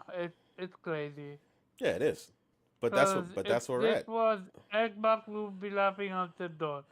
But because it's PlayStation, all of a sudden, wait for it, wait for this, wait for that. Yeah, like I'm What not if about this? I'm What if I'm that not with about to be them? caught sitting here with nothing like Xbox fans during the Xbox One generation saying, "Oh man, it's coming, it's coming." Wait. Oh man, wait. We'll just wait till PlayStation. Oh man, PlayStation about to go crazy. Oh man, like no, we're not doing that. We're not waiting for E3. That's not their slogan. You know, like We can hype up Spider-Man, but what about after Spider? Like real talk. After Spider-Man, what is something we know from PlayStation that third party? And real talk, I'm not counting Rise of the Ronin mhm, or Stellar Blade, because both are second most at most third party. yeah, I need something third party related. What do we know? nothing. We know Wolverine. We know that game that's being made by Bungie. I forgot what it's called. Fucking Metaphor, meta. Is it meta? metaphor. I think No, metaphor, it's not metaphor. No, It's no. marathon. Yeah, marathon. Thank Marathon. you. Uh, Concord, whatever that game is being made. Like they showed games, just not. It's just not the studios that you wanted to hear from. Well, no, That's the issue that not you that it's have. show games, but what those also don't have release dates. So Yeah, I mean, he just asked yeah. what was coming. So I told him what was coming. Uh, Those games have been announced, but it's just they're just not from studios y'all necessarily want to hear from. mm, 2024 looking Um, mad suspect. real talk. 2024 looking bonkers when it comes to JRPG fans. Oh, absolutely. Yeah, third party's on And fire. 2024 for me is looking So what fantastic. should That first 3 months is gonna be crazy. so so Third so party is on fire. so what should PlayStation do in such instance? But wait, oh, hold on, wait. This is a prime example. So next year is on fire for the first 3 months, right? But imagine if PlayStation did Sega was out of the equation.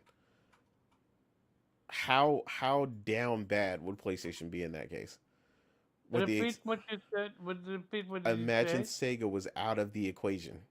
So we're talking about how many Oh, games, third party are looking. Imagine if Sega was wiped out from that. Obviously, that can't happen. The game's already announced. But I'm saying that you start to see the danger I'm talking about when I say so PlayStation cannot afford to lose any of the remaining third party major publishers because they they'd would be in use trouble. Yakuza They would lose Yakuza. They would lose Metaphor. They would metaphor lose Persona. You see what I'm saying? persona. They would lose whatever's coming the next like a dragon. You see what I'm saying? Look at the production, the amount of production coming out of Sega right now. Sega's looking like the insomniac of the third party industry right now. Like So what should PlayStation do? By the focus on buying publishers that have. I mean, honestly, I would do everything in my power. I don't care what it would take. Honestly, I think people underestimate because I just don't think Capcom or Bandai Namco are going anywhere. I think they're just too big and they do too many things that they're just not going to be bought up. But Sega has a very real possible issue with that going forward, and they sound real buddy with Xbox. I would do everything in my power to purchase the shit out of them or make sure whatever the hell it takes to make sure that PlayStation doesn't get blindsided by losing them. Like whatever it takes Mm, to make sure they either remain third party or um I mean if you can secure an exclusive, which I just don't think Sega's going to allow that to happen anymore because Phil Spencer keeps sending the I think CEO the yacht for the weekend. I think So exclusivity, and that's what I also wanted to talk to you about. One of the reasons why you don't see exclusivity deals being like that anymore is because almost like exclusivity is almost like an antiquated. well, it's because they're trying to maximize potential profits. Yep, Now, the yep. problem with that is that is a business move that typically does work, right? The problem is with businessmen who don't know their market, don't understand the potential of what, being exclusive could do or offer you, or the benefits it could have to that product. And that's kind of the trouble. So you're battling again businessmen versus, creative teams, and what the possibilities could be if the businessmen weren't in the way. But yeah, I agree but that's really the issue, right? It's just maximizing potential profits. But again, the Mm-hmm. conversation we had about potential profit is that potential profit doesn't turn into guaranteed profit. That's the problem. They talk about it like it's guaranteed, but it's, in reality it's not. That's like the whole thing with that people keep talking about mobile gaming taking off. Mobile gaming is going absolutely nowhere. It's going the same place it's always been.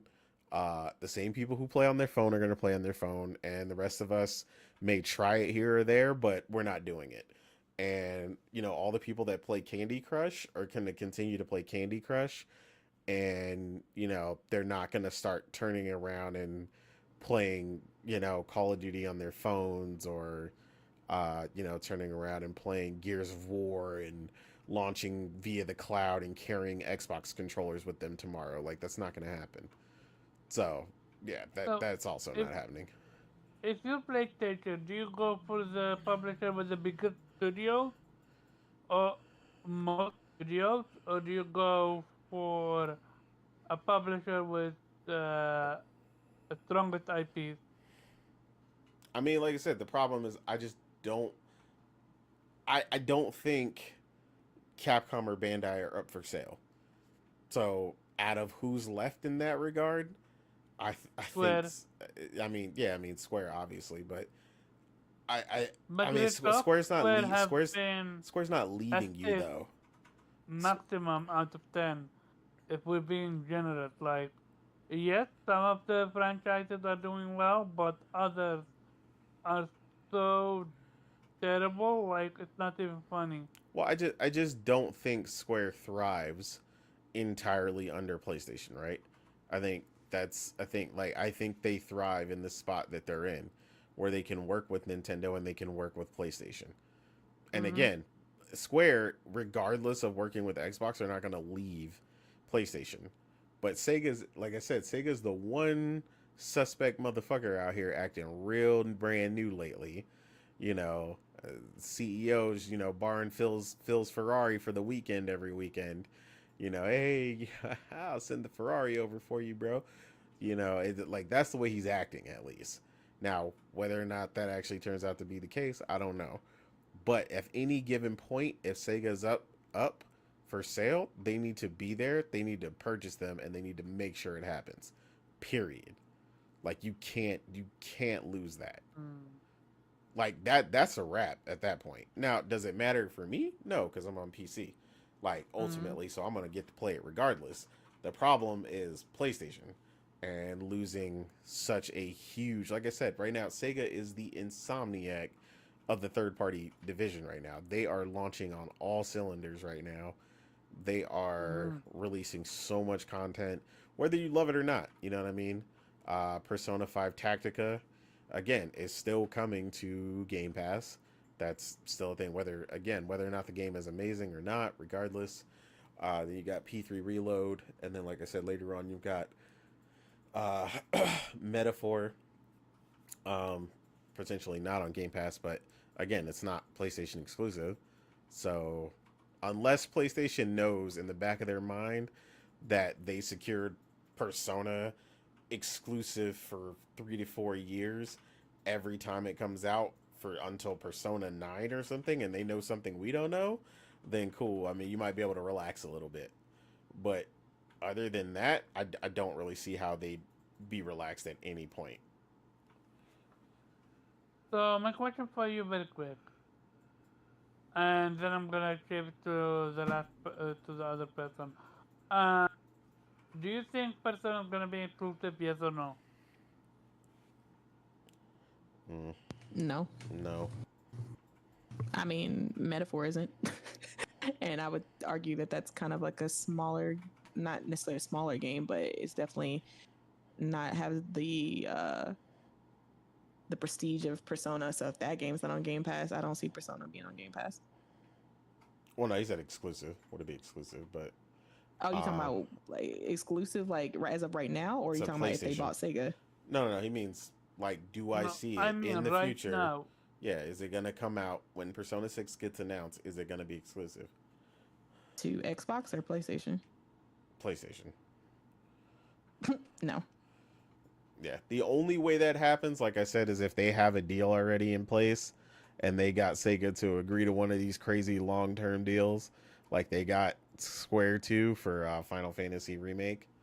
And they were like, yo, the next 5 personas, we get 3 to 4 years exclusivity. Yeah.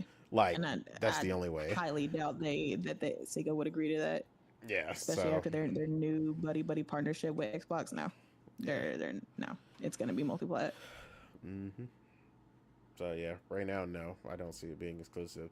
It would be big if it was exclusive, but again, that's a I ways out. I I don't see Sega doing exclusive deals like that That's what I said. anymore. They're done. Unless it's already in place, I don't see it happening. It would, Yeah. yeah, it would have had to been in place from before. But yeah, I don't know. Sega's looking and sounding real American politician right now. So hmm And after this whole deal, I think I would not be surprised if Microsoft get away with Sega. Cause who gonna stop them? FTC? They thought they can do for shit. I will stop them. CMA? They thought they can do shit. If I had to bet on it, I would bet that they would get Sega. To be honest. I And I, really hope that doesn't happen. But we'll see. hey, I mean, I do too. But at the end of the day, prepare for it. I Prepare mean, up to for it. me. Not only are they gonna get Sega, they also gonna get the studios that Square sold. Crystal Crystal Dynamics. Dynamics. Yeah, I don't know, man. Uh, We'll see. we will absolutely going to see. With that being said, anyone have anything else to say about this topic? Or any topic we covered? Nope. Then let's jump to the outro. Innate, where people can find you? Yeah, just on Twitter at the real innate. Um, again, man, just keeping it gaming in the sea of stars. Uh, working in the battle net, and yeah, just ready for Spider-Man. Spidey. Aren't we all? Morgan, where people can find you? People can find me on Twitter at Chill Bandit. Yeah, we're just gonna keep gaming. I'm gonna be replaying some Spider-Man remaster and Miles Morales in anticipation for Spider-Man 2. I don't know if are we still having a podcast next week, because I'm gonna be playing Spider-Man 2 all Oh, damn yeah. day. Okay, so I tell you what, it depends. If it's no news, we're gonna play Spider-Man 2. If, let's say, PlayStation acquires Square Enix, we're gonna jump on it. Fair? Yeah, that works. Sure. We leave it at that. Where people can find you? Well, I can tell you where you can find me next week. The same place you can find Morgan. I'm gonna play Spider-Man 2. Yeah, we all gotta be in the chat when we boot it up in the party Oh. chat. Well, I actually took the day off because I'm gonna Good. play it all day. Mm. I even doubled it because I have no idea, because it's the first time I pre-ordered the collector's edition from the PlayStation Direct store, so I have no idea Ooh. how. So basically, what you're telling me, you're sending me one for free. He said, No, absolutely not. I'm a collector, man. Appreciate it.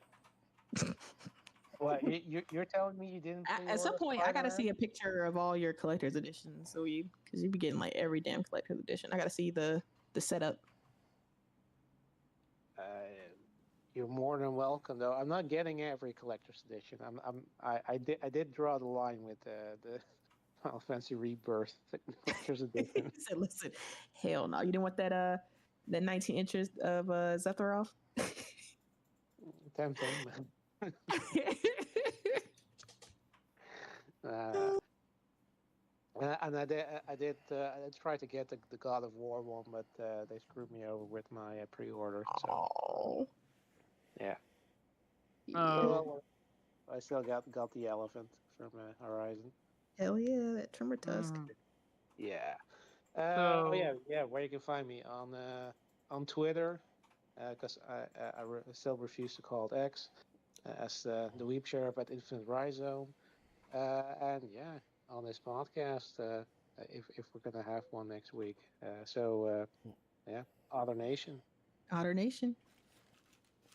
As for me, people can find me at Caravan_Job on Twitter, and Vitamin G podcast every Monday 8 p.m. is the same time. Great show, good to be back. Jim is out. Let's see who is next. Let's see what he or she does. Oh man, Jimmy man. Oh man, Hey, I do this. that's something we didn't talk about. Like who we would think is gonna take over. But Well, I mean, we can do it not the week next Yeah, week, but the week after. I didn't want to say anything, but yeah, they did ask me if I would want to take over. oh man, yeah. Can we vote? Hell yeah. I think about it.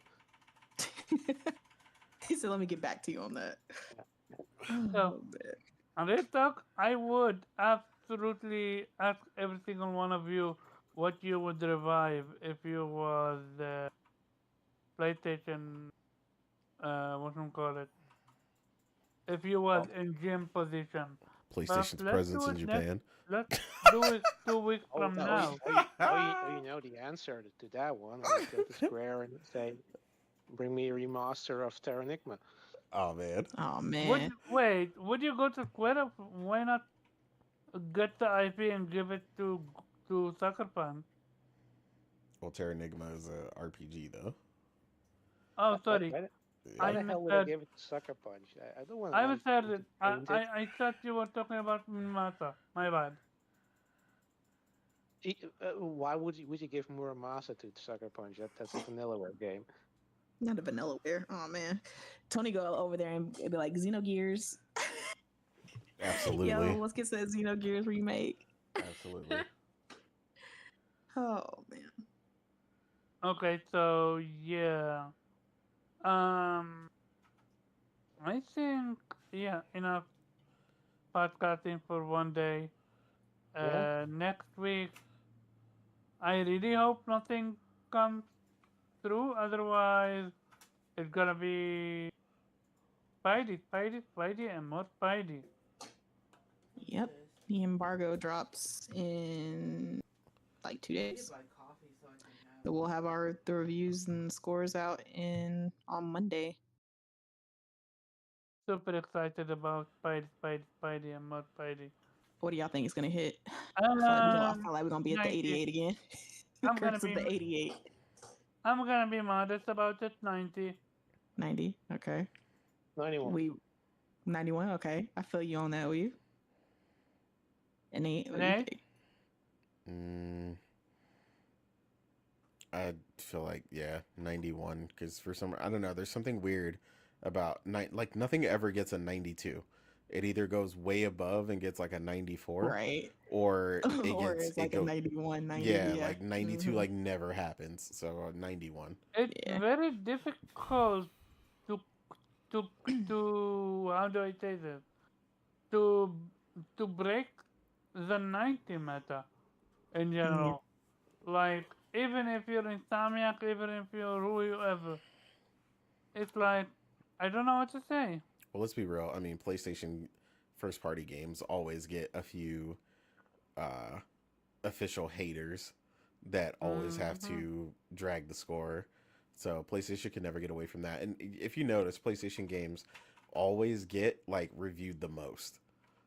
Like they Oh, they yeah, have be like like a 150 reviews. yeah, exactly, as Oh, I, opposed to I like expect there to be 80.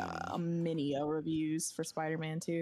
Like Exactly. everybody and their mama trying to play and get their review out. I mean, that's one of the bigger games of the year, so of course everybody's gonna want to get their review out for the Exactly. game. Yeah. So yeah. Mm.